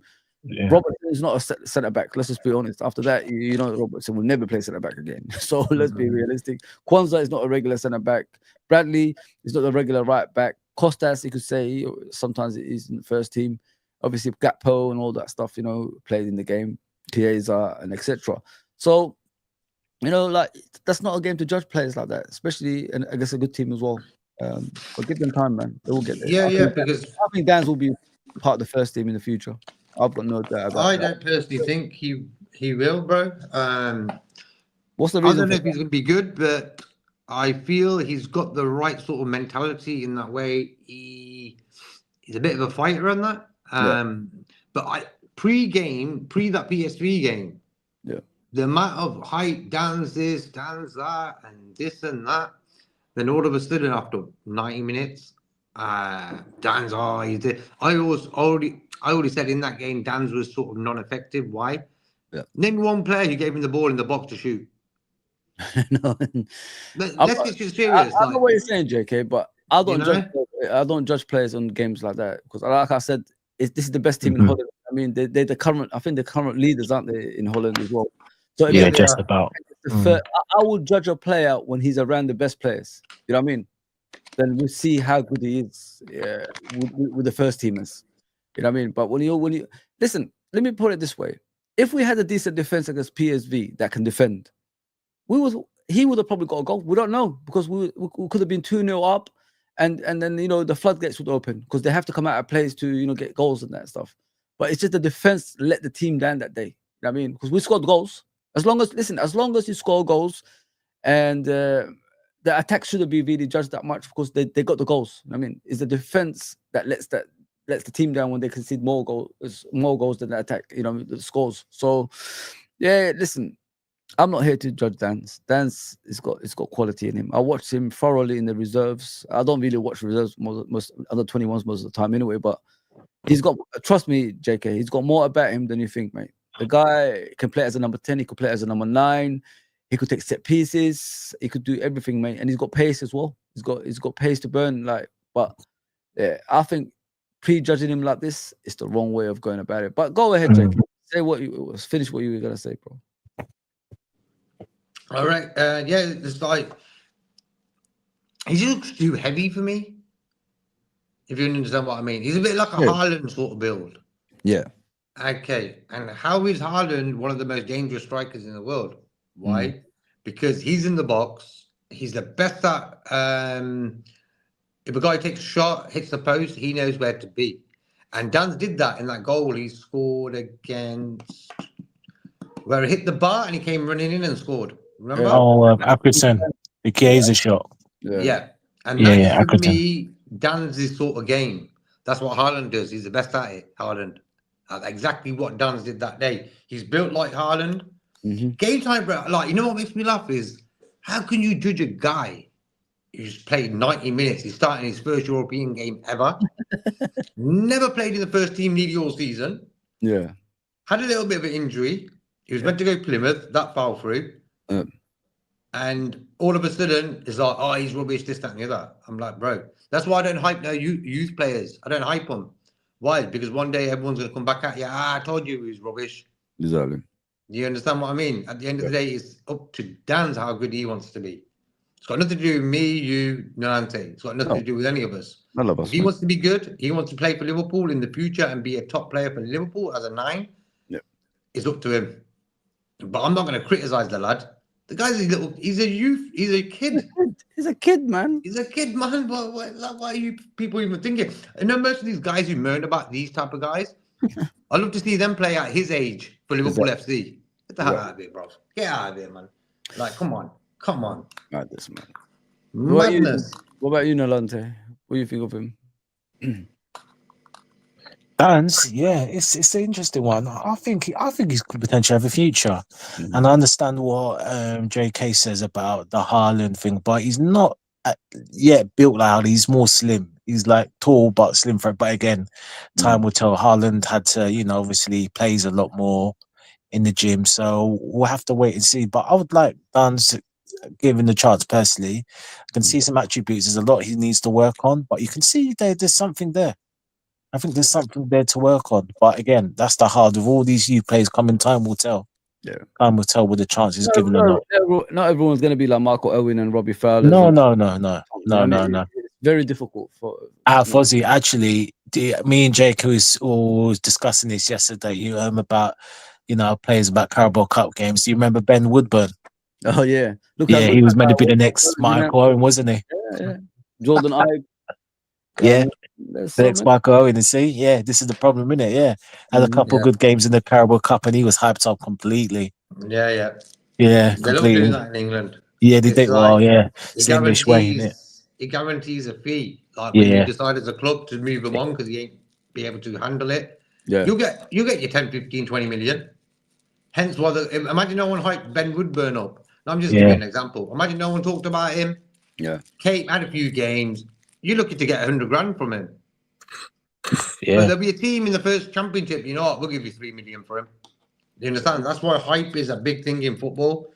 It's a selling strategy. Yeah. It's a business move. 100%. Guys, continue with the game. Gakpo again, scoring again. JK was a lucky goal. What's going on with the Gakpo guy? Like, it's like we see, the Mane vibes again, and this guy, mate. Oh, bro, there's that Careful. I know, guys. I know. Yeah. It looks like Salah's looking across, and he sees that guy again, man. You know what I mean? What do you think? Yeah, man. That guy. Wasn't it impressive? Wasn't it impressive, guys? That first goal. Yeah. Bro, as soon as that went in, this feeling, that feeling before the game, what was it? We need to get the first goal. Yeah. Just to get back on 0-0 sort of status is we're drawing right now. It ain't like we were one behind. If we didn't score, we were out last night. Yeah. So as soon as Gakpo's goal went in, I was like, we're gonna smash these guys right now. As soon as that went in, it was just like, ooh, that feeling just went. Like we're 1-0 behind, so job done. That's his stats this season, guys. More to come. 23 games in the Premier League, 8 goals. That's crazy, man. Like, I always knew Gakpo was good, you know what I mean? And I think there's more to come from him. But, playing him in different positions, I don't know if you agree with me. I said it last season. That confuses a player, you know what I mean? Like, because he hasn't got a settled place in the team. Hence why you see them, underperforming. Because 1 minute he's playing as a striker. Next minute he's playing as a right winger. Next play he's playing like part of the three in the midfield. Next game he's playing in the left winger. As a left winger, sorry. So when you keep doing this to a player, you're not going to get the best out of them, are you? They have to have a consistent place in it, Nolante. They have to have a consistent place, bro.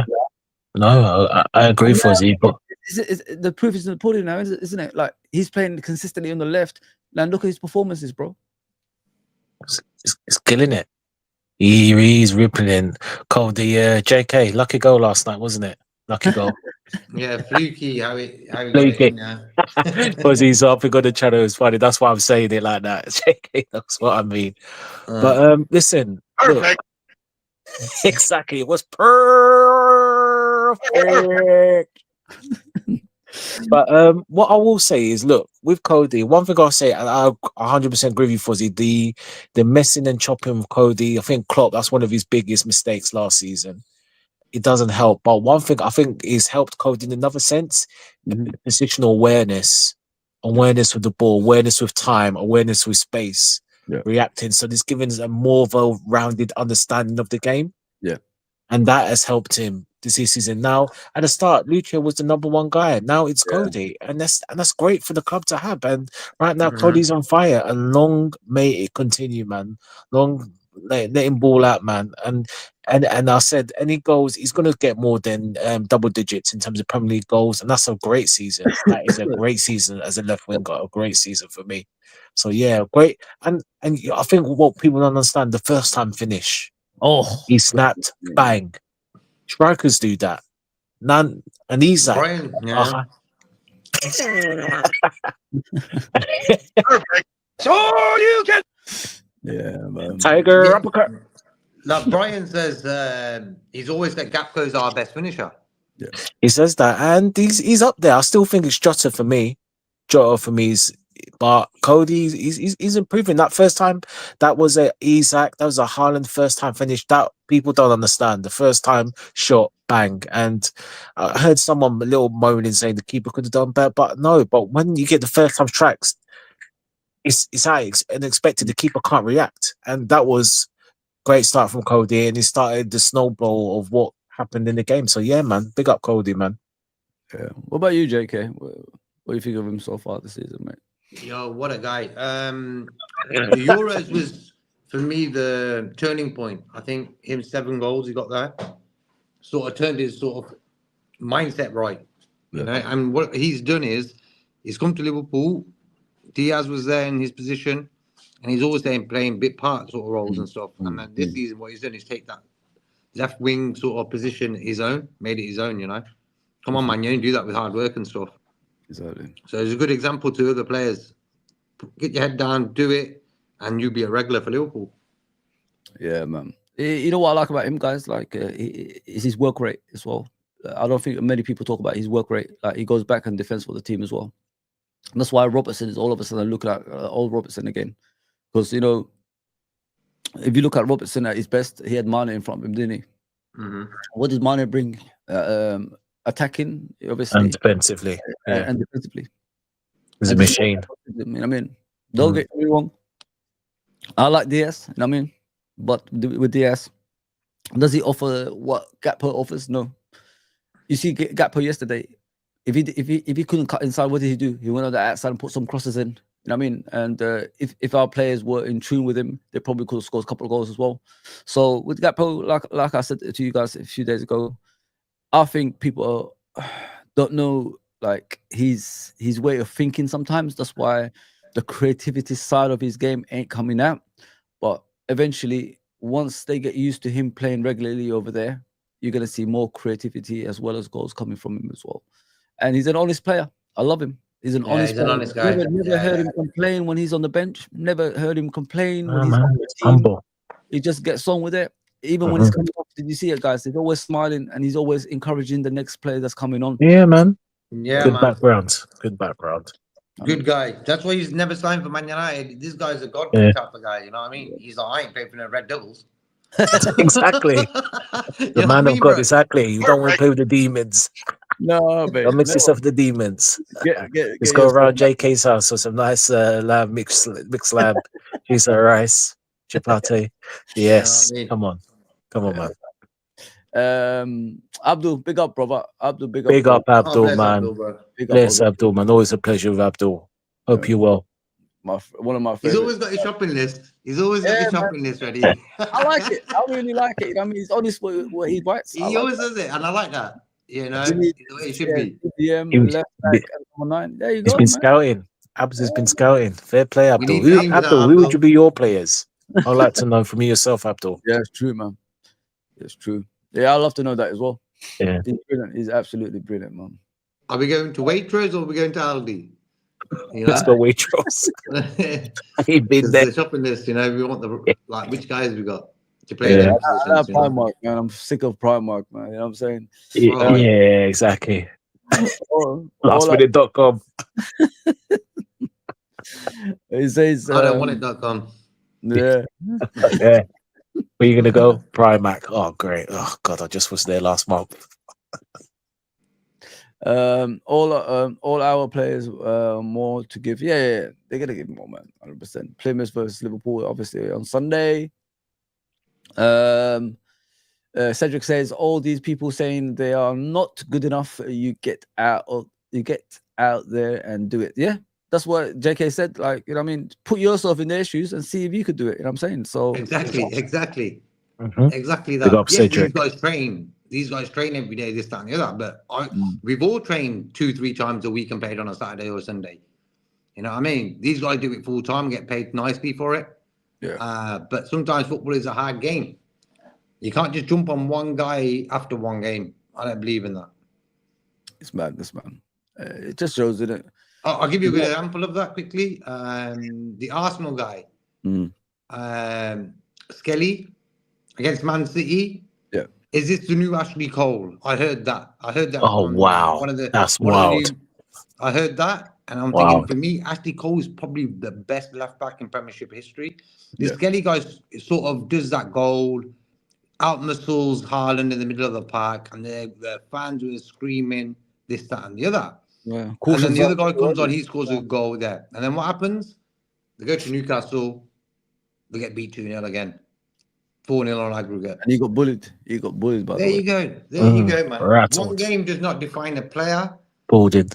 It's like what we said Simple as about Kwanzaa, innit, guys? Like the first season, it's a write-off, innit? Let's just be honest. Like whatever you perform is what it is, innit? But the second season, see if you could do the same thing. You know what I mean? And this is what I say about this. It's a Lewis Scully, innit? This is his first season. Nobody knows how he plays as a left back. Nobody knows him or anything like that. So I'm gonna judge him properly next season. See if he performs the same. You know what I mean, because we've seen, like we spoke about Kwanzaa yesterday. We said the same thing about him. First season looks special. Second season, it's going to be difficult because people know about your strengths and weaknesses. So, yeah, we'll see, innit? We'll see. You could brag all that stuff about him, but is he going to be the same next season? I don't think so. It's a learning curve for these youngsters, man. So, with McConnell, does he need to play the last 10 to 15 minutes of the game to get better? It's a learning curve for him, bro. It's not about the minutes that he's playing. You know what I mean? You use him like that. Just use him when you can. You know what I mean? If we're winning by 3-0, you could just bring him on to learn of the players that's on the pitch. You know what I mean? When you're in and around world class players, it brings your confidence, to a different level. If you know what I mean. So that's why they're keeping him around and trying to like show him how to improve as a player as well. As we said about Kelleher. I mean. Not so long ago, people were criticizing him. Now look at Kelleher. People don't mind him being number one sometimes. I mean, so it can happen, man. It can happen. Let him be in and around the world-class players, and then probably next season, loan him out. Let him learn about the brutal side of football, which is the Championship and all that stuff. Physically, it could prepare you for the Premier League. You know what I mean? That league, and a lot of players have went down there in the past, and they came back as better players, and we've seen many of them do that. Yeah, and also for me, like 10-15 minutes here and there, yeah, it's okay. But I think he'll be starting in the Plymouth game. Like we've sort of been blessed in the FA Cup regarding opposition. It ain't like big games, Man United, Arsenal, or someone like that, hence why I think McConnell will play against Plymouth, and he would get in the Plymouth team. Plymouth ain't great this season; they're at the bottom of the league. So McConnell could play in that. So for me, I'm starting him. Give him a full start from the start. Yeah, that's what I said about Curtis Jones years ago when he came on the scene. Innit? I said, I look at him, something is not right with me when I'm looking at him. It looks like physically he's not ready, and mentally he's not ready. I think if he went out on a loan, he would have become a better player than he is right now. You know what I mean, he's all right now. Don't get me wrong. But the way he plays the game with Jones, he's a ball hugger, innit? No matter what we say, he's a ball hugger. He loves to hug the ball. You know what I mean? Whether we like to say it or not, guys, it's the truth. You saw him yesterday, got pushed off the ball a few times because he's physically not there. You know what I mean? And what he needs to understand is lay off the ball quicker. You know what I mean? And things will come together in the future once people see your qualities. And I think like what he's doing right now, it's okay. You know what I mean? We could cope with it, But when it started leading to goals and all that stuff, that's when people are going to turn on him. And you saw him yesterday. He lost a couple of jewels. He had the ball in his feet. He doesn't know how to shield the ball, guys. When you watch Gravenberch Yeah. in tight areas, you see him coming out, don't you?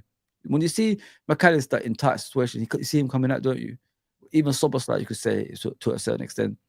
But with Jones, he's the thing that lets him down the most is his ball hugging, and he's trying to be a player like Zidane kind of way, but he's not. He's never going to be that because he struggles in certain things, and that's one of them. Lay off the ball quicker, mate. Make a move. Half a second too long. Yeah. And Half you a already, second. I guarantee you, JK and Nelante, you see it and you say, oh shit, he's going to hold on to the ball again. I always say that every time I look at him. Because when I see Soboslai, bam, straight away, pass, next move. Get the ball, go forward. With Jones, still holding on to the ball, trying to use his body. Sometimes when he's in the centre-back position trying to do that, I said, bro, if you get caught, you're done, man. You're done. Stop doing that. But yeah, it's something either the coaching staff have to work on, or he needs to get that out of his game. Pass the ball quicker, bro. Just do that, man. Like he did, like yesterday, he did this running in the game where he was trying to close the opposition down. Yeah.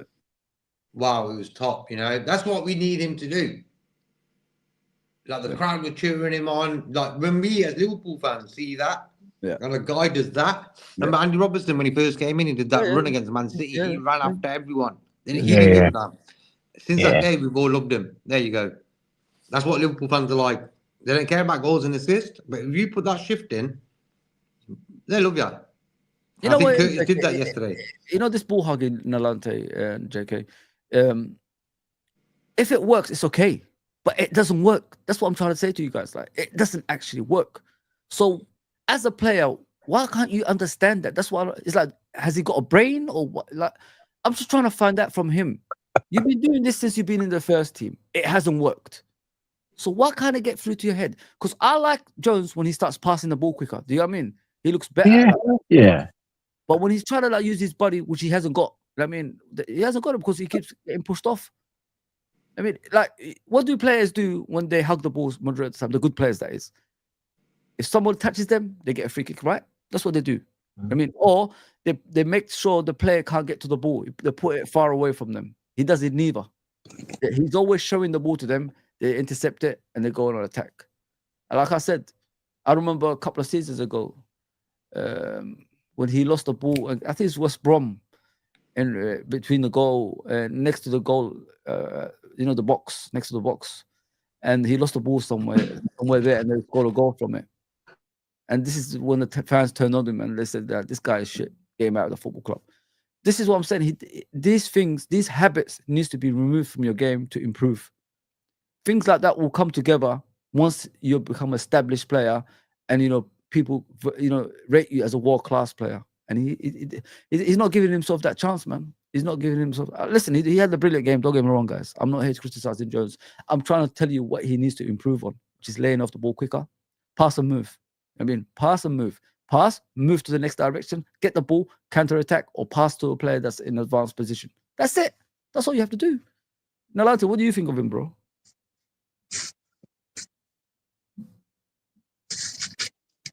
Can't hear Nalante, man. Perfect.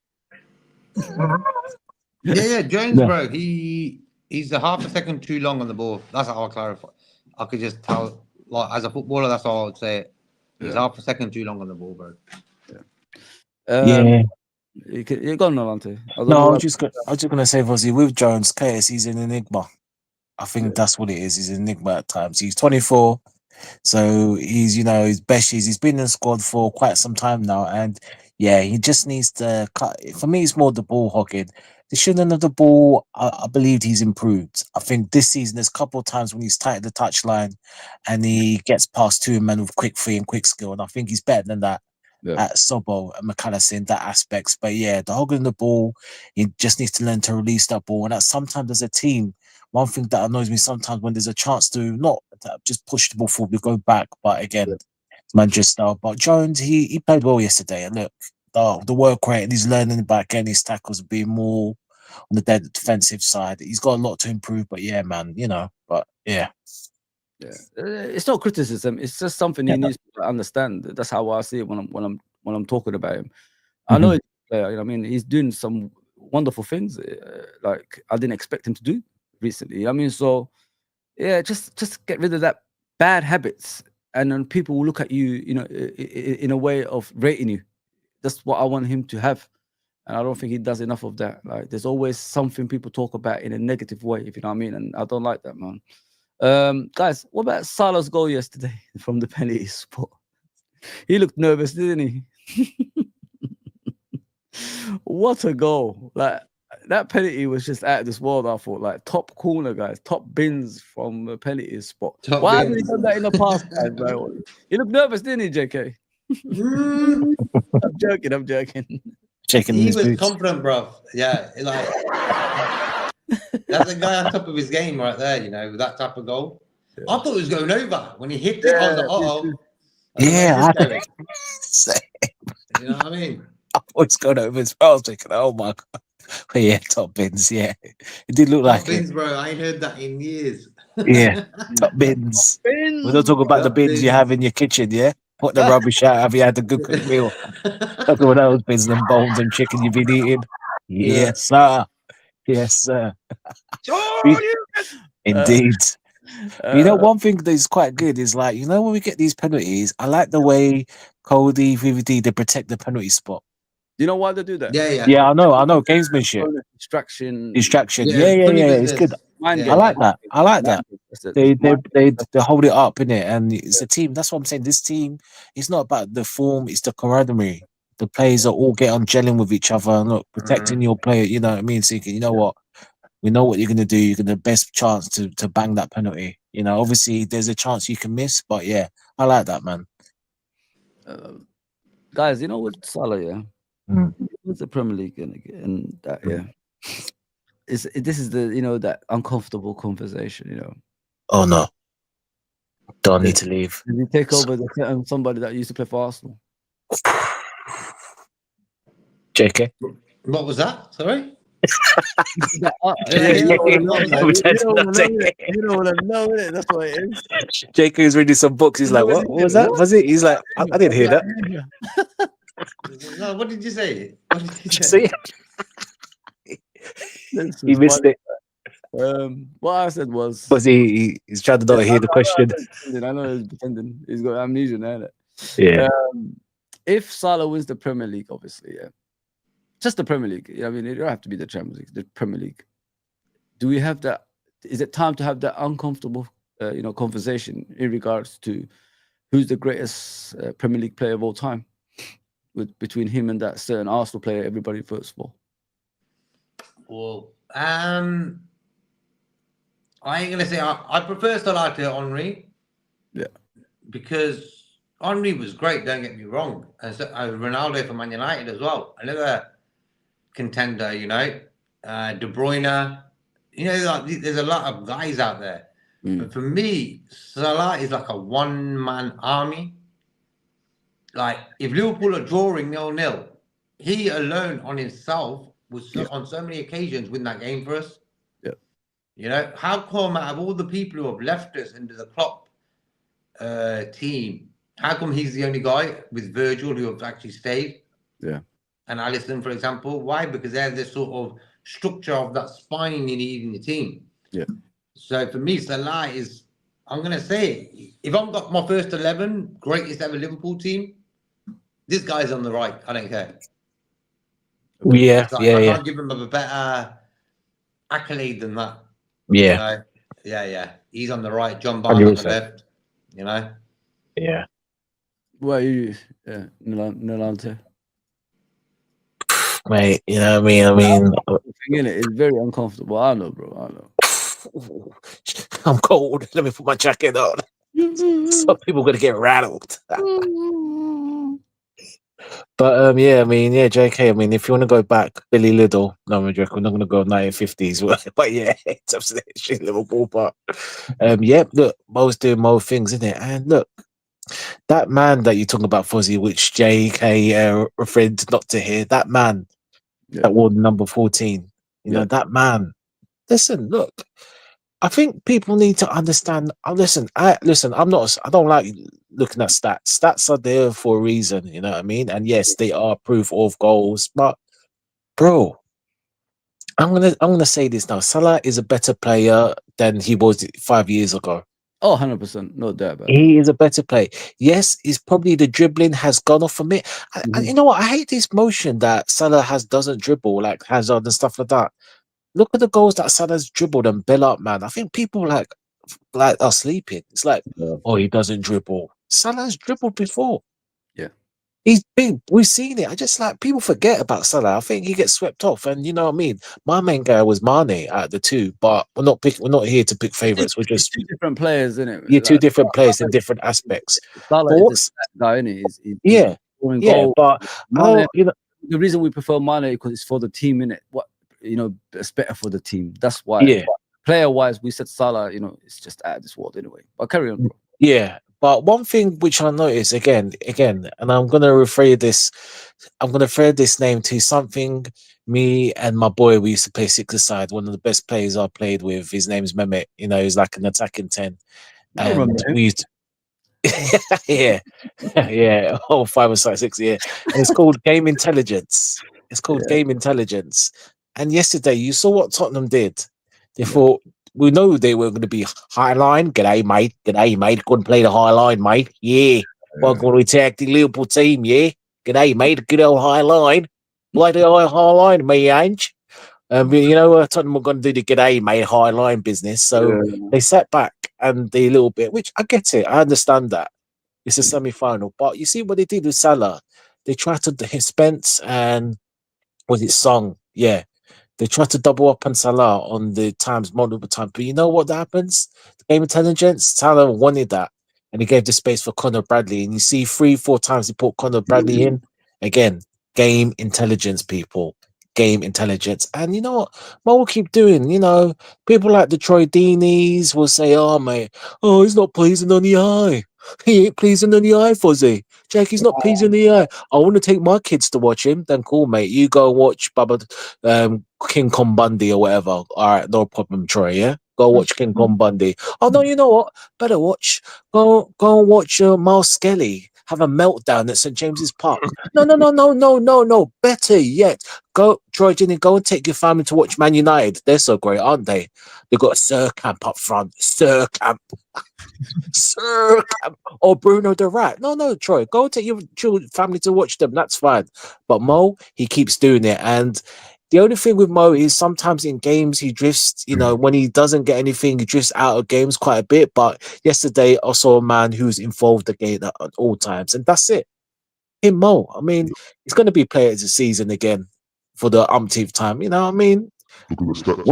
The stats, man. Look at the stats.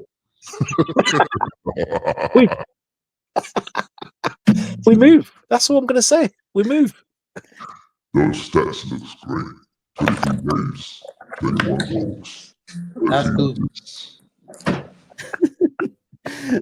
Oh man, it's madness, isn't it? It's absolute madness, man. From a guy who plays in one side of the pitch, if you know what I mean, guys. I don't think he gets the credit that he deserves.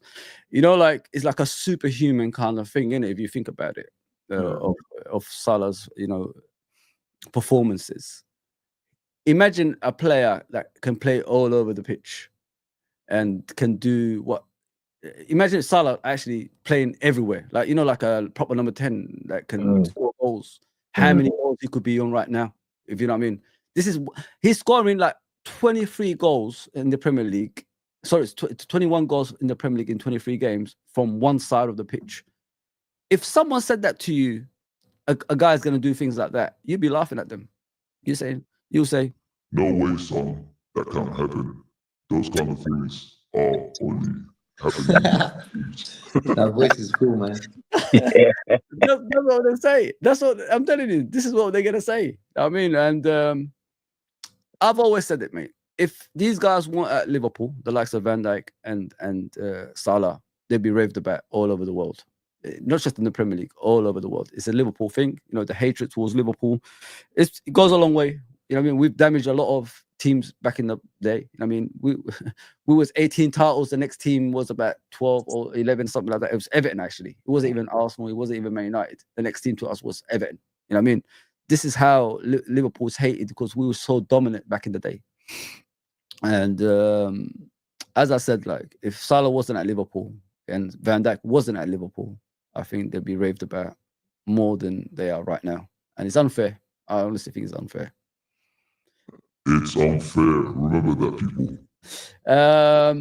Guys, let's get back to this. Obviously, it's Salah's goal. Let's get back to the Szoboszlai thing, man. You know, this guy, he's going to be, you know, to me, the future at Liverpool Football Club. I think he's going to be a player that's going to be talked about all around the world eventually. He's only, 23, 24, so he's got still, like, time on his side to improve. He's doing a lot of stuff on the for the team. I mean, he's selfless in regards to defending. He's selfless in regards to you know passing the ball to the right place to score goals. And you know, I'm a firm believer there's more to come from him, and he's gonna be the catalyst for Liverpool in the future. He's gonna take over the mantle of Salah and important players like that, the forward players in my opinion, that is, anyway, because Salah ain't gonna last that long. You know what I mean? He's got a couple of years in football left, and the next generation have to take over eventually. And I think Szoboszlai is part of that. What do you think of his performances recently? Because with Szoboszlai, if you look at him, in past seasons, even with Leipzig, he's an injury prone guy. He's really, but this season he's been fit throughout, man. Because we put him in a place not to be the donkey, to be more, himself, just like Gakpo, and he's improving each time, and he's getting better and better from what I've seen. Scoring goals now, creating goals, taking set pieces, as I said before. Yeah, man, I really, really like Szoboszlai. I've always said it, like, people need to calm down on him. I think they're putting too much pressure on him, and now he's showing his qualities. What are you thinking, Alante? Yeah, Sobo, look, I mean, the jury were out on Sobo a little bit this season. People, he did, when he first came to the club, he was on a house on fire till about November, December. Then he fell off completely. Little niggles here and there, he wasn't. And again, this season, I was like, I wanted to see how the season goes. And then people were campaigning for, Harvey to start. And unfortunately, Harvey got the injury. Yeah. And, Sobo started, and he's okay, but he still wasn't great. His performances weren't great, just decision making, etc. Yeah. Obviously this season a lot of people talk about JK, my fellow co-host, 12th Man Podcast, check it out. Yeah, he rightly said since the Tottenham game, it's the Sobo of old. Yeah, the Sobo first came to the club and make an impact, and then certain joke names. I know JK's mate, Mr. Card, made the joke about him being the Hungarian Gerrard, which people took it as tongue in cheek. You know what I mean? And he's improving. He's still, like you said, Fuzzy, he's still got a lot to improve, a lot to learn. But not even in his prime, bro. that's no, 24, 25, yeah. And he's gelling. Obviously, he's adapting again to a new system. He's, in his form, he's picking up the pressing, the running, the work rate, which we all put in. But then again, these goals and now his forward play, yeah, man, it's getting there, and there's more to come. There is more to come. So fair play to Sobo. Let him long may it continue. At the moment, he just hasn't got that responsibility as a senior player. Once he starts that, I think you're gonna see a world-class player, bro. I mean, the way he does it in Hungary, especially if you watch him at Hungary, he's got a free role, plays as the number 10, the creative spark. He's a catalyst in it for Hungary. So when that comes together, everybody's gonna be impressed, man. In my opinion. What about you, JK? What do you think of him, bro? Yeah, as I was saying, bro, that he found his feet in that 6-3 game against Tottenham. He hasn't sort of looked back. And him scoring goals now as well. So, yep, it always takes time for some guys. And the guy came from Germany, different world, Germany compared to England. Yeah. He had a few problems off the pitch with his girlfriend and stuff like this. And you know what I mean? Last thing you want to really concentrate is on your football. Yeah. When off the field, things are taking sort of over. Yeah. But now it seems like he's sort of clocked in that we're going for Premier Leagues and Champions League trophies. You know, I thought he's locked in now. He's like, I'm playing for Liverpool Football Club right now, and that happened in that Tottenham game. I've never seen him play better than in that game than any other time. Yeah. So fair play to him, man. Spot on, brother. Spot on. What do you think of his goal, guys? Like, did you like the movement for that? Obviously, McAllister doing that outstanding pass through the middle towards Bradley, and Bradley, passing it through to Soboslai. Hitting in the bottom corner. What do you think of the movement for that goal? Did you guys enjoy it? Because I thought it was my favorite goal in the game, to be fair. Beautiful goal. Nice. McAllister again. Like for me, McAllister is my favourite, probably midfielder for Liverpool. But the movement around it, that's what football's all about, that type of goal, you know. Yeah, 100%. What about you, Nolante? Did you like that? Yeah, flowing, man. Mac, Brothers, Sobo, goal, game done. Simple things.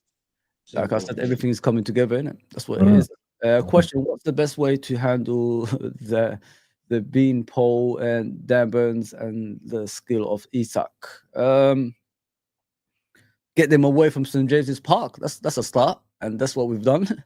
So I don't think Newcastle is gonna give us a lot of problems in the final. I don't think so. It just depends on us how we play, to be fair, guys. And I mean, are we gonna go with the first team and just get it over the line, or are we gonna put players that's not normally in the first team to play against Newcastle? That's what I want to know.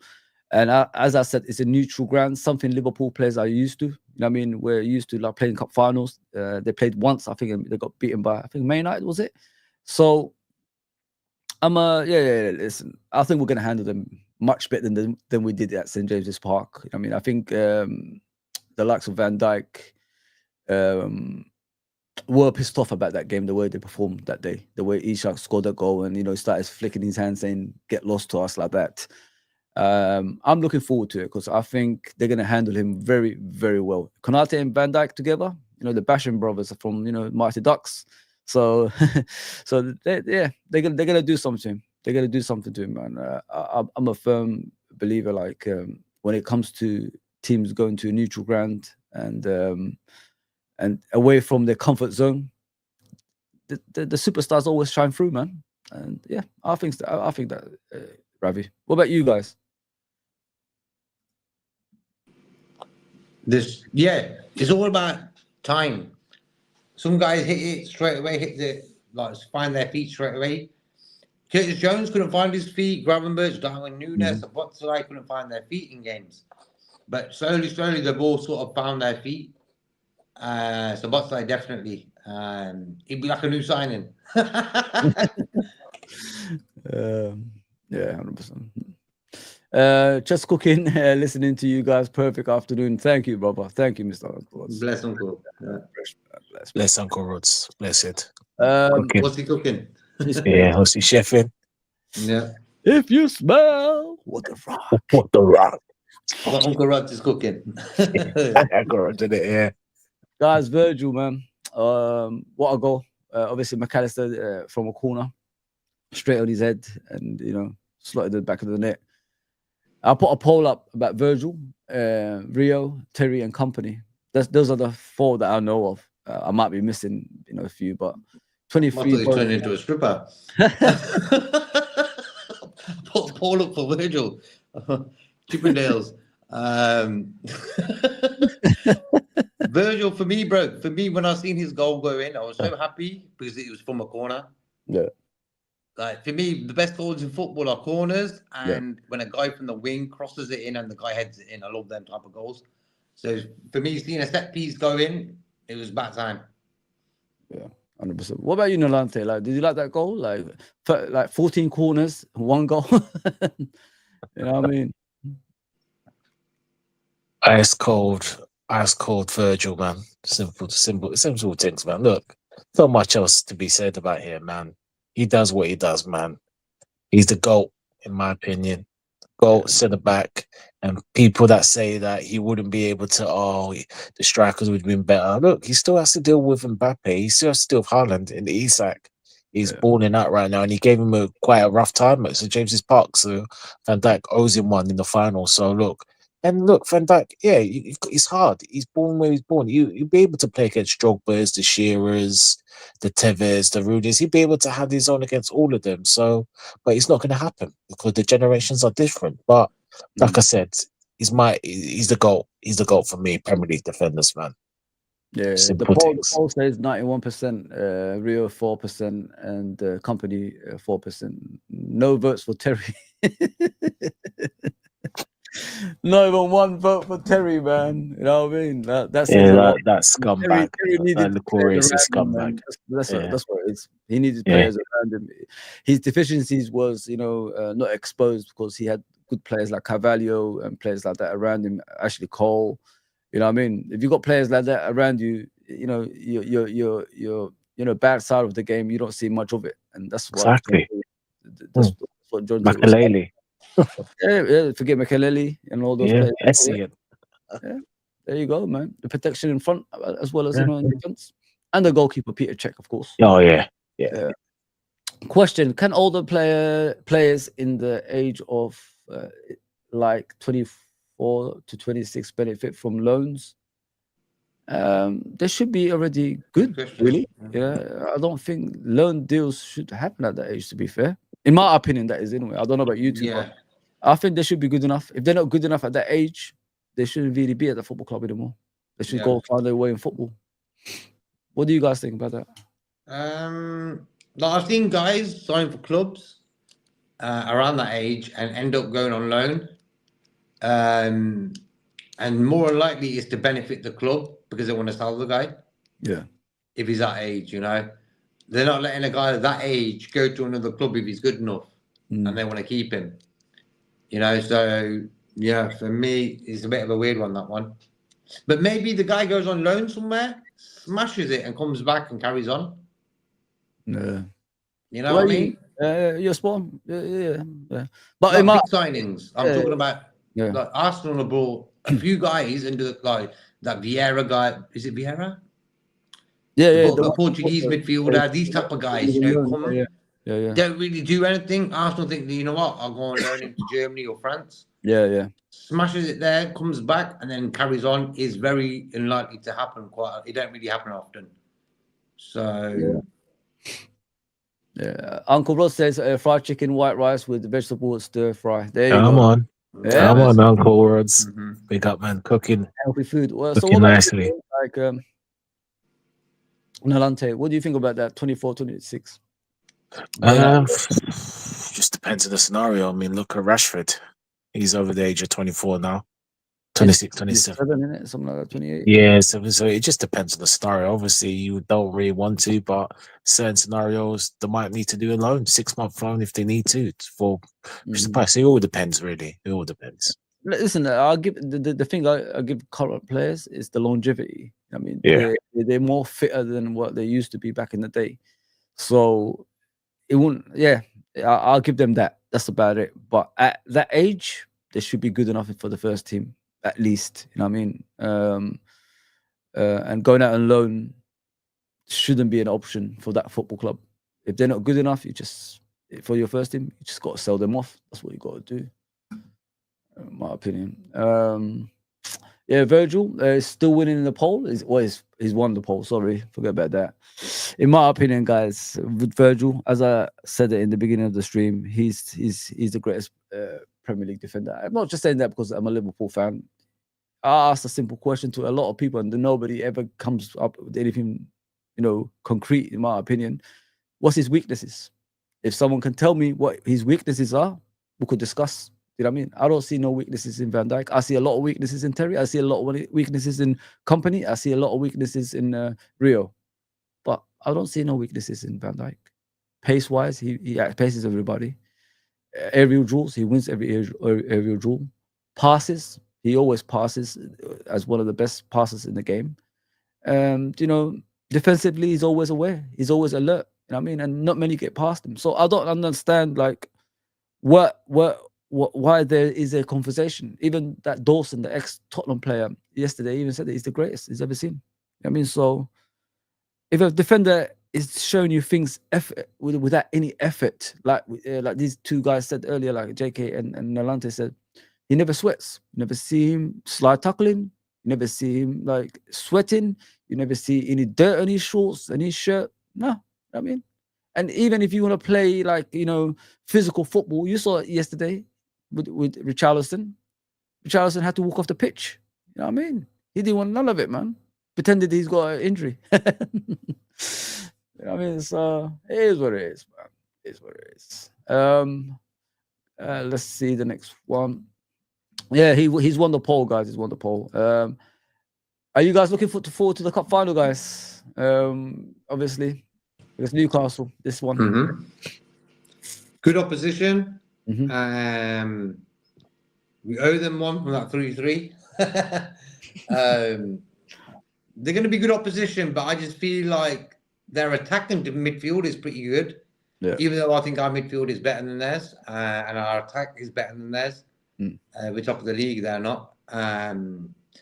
It's just one of them games, bro. It's going to be... I'd rather play them than Arsenal, for example. Yeah. Because with Arsenal, there's going to be a lot of noise with that picture. With these guys, it ain't going to be that much noise. You know what I mean? Maybe True Geordie. You don't really like Liverpool, so it'd be good to get one over them, you know? That guy's a lunatic, man. But please, people, hit the likes, hit the subscription as well. Appreciate that. Before we go, I want to discuss one thing. I've seen this earlier today, so one second, guys.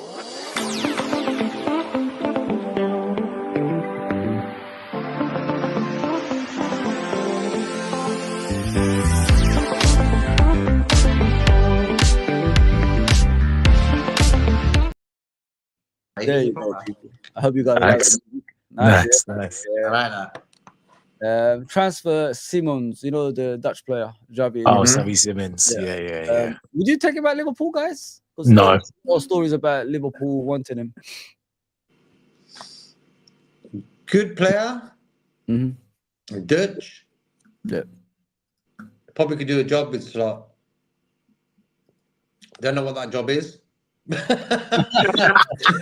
can do a job, but you just don't know what job. I don't know what it is. He's going to play right back. Yeah, he'll do something. But he's the all right little player. He is. Yeah. You saw him in the Euros, didn't it? He was quite good. What about you? Nolante? No, don't need him. Overrated. Wow. Wait, no, there was not even hesitation. Next. That's all I've got to say about Xavi. No. Well, this season, I like him in the Euros. I thought he was a great young player. You know what I mean? Let's see his stats, actually. I haven't looked at him before. So he got 12 matches, 4 goals, 3 assists in the Bundesliga. Yeah, so that's 7 in 12. Yeah, he was actually here in Berlin the week. 4 goals in Bundesliga. Yeah. 21 years old. Huh? He's 21 years old. Yeah. So he's still like he's still young, you know.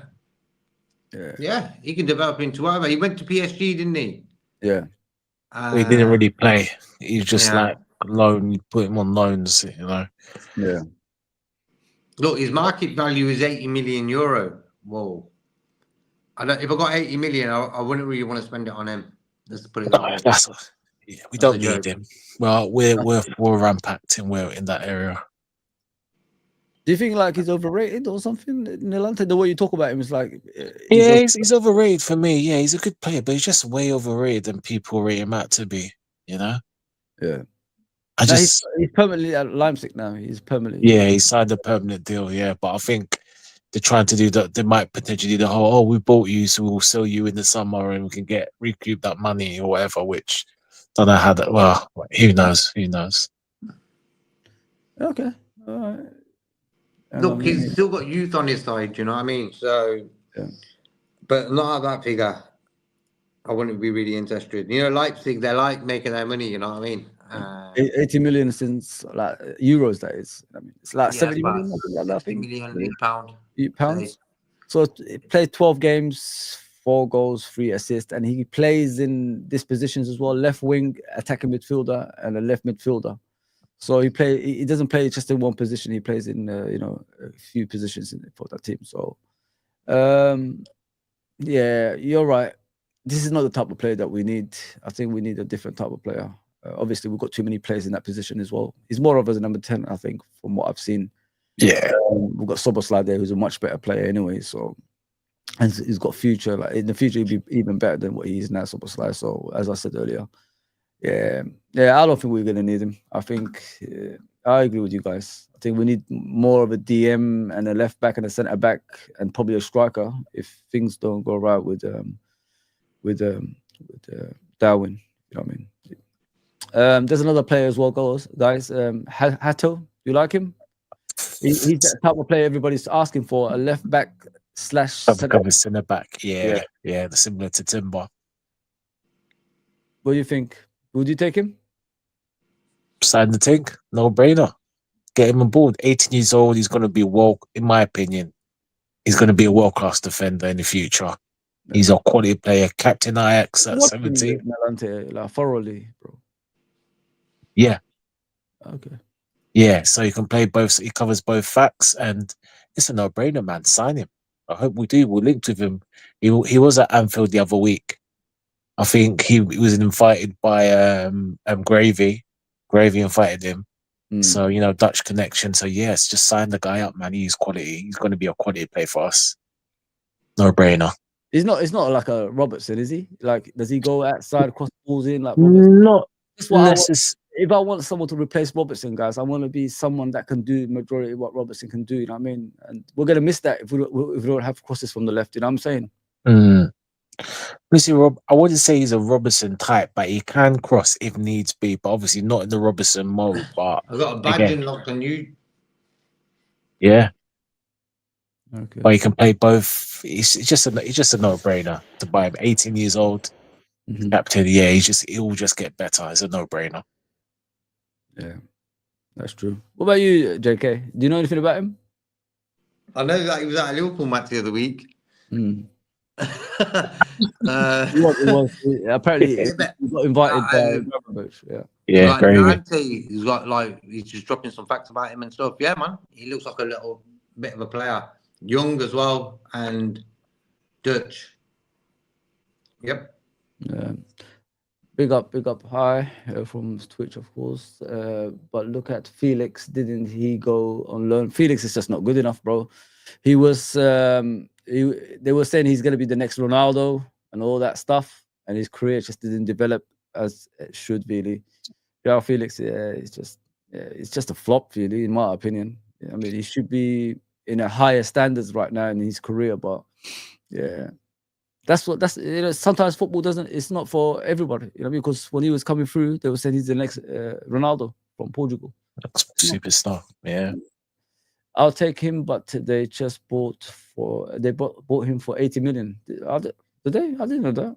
Wow. Foz, were you able to answer questions on Burns and Isak? I did. With Burns, you need, like when you play Diaz and you switch over with Diaz and Nunes, players like that. These are the type of games you put Diaz on, if you know what I mean, because Burns is 7 foot tall. The guy's too big, so he would take him time to turn and all that stuff. But with Diaz's like movements, he will struggle with Diaz in that game. You know what I mean? I did say Diaz is not a striker. I did say that, but I did give you what games Diaz can play, which is when he's a big defender that hasn't got a lot of movements, and these are the type of Diaz games. But we've got Jota back now. Jota can cope with both in a way. So it's a lack of movements with Burns. You know what I mean? He needs someone quick around him to get past him. And I said Diaz can do that job in that game, and this is what we need. But Jota is back. I'll play Jota really. Jota can do the same thing as well. Great stream. Great show. So thank you, guys. It's the end. It's the end. It's the end of the road. Where can people find you to? Go on, JK.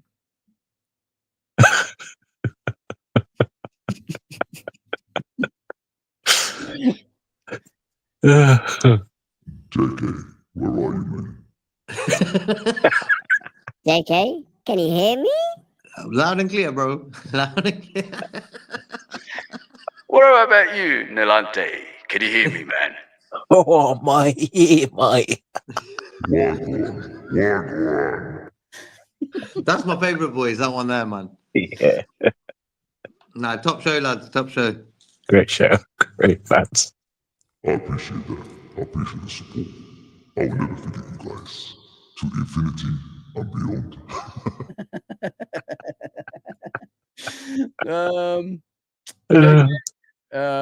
Nolante, thank you for the support as always, man. And I'm glad we covered a lot of stuff on the show. It's been a brilliant show.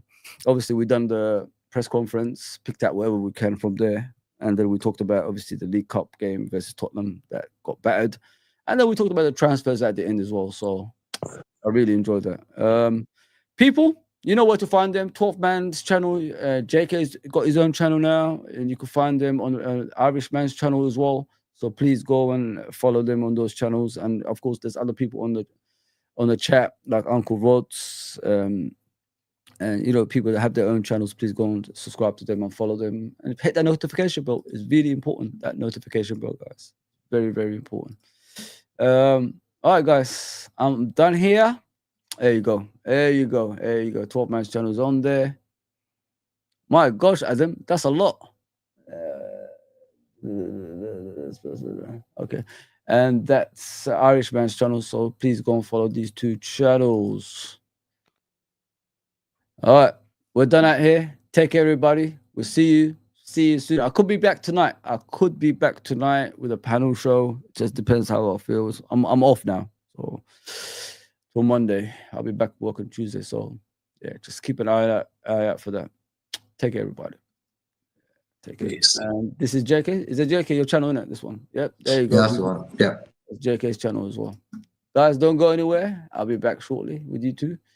Let's get out of here first of all. Get out. Get out.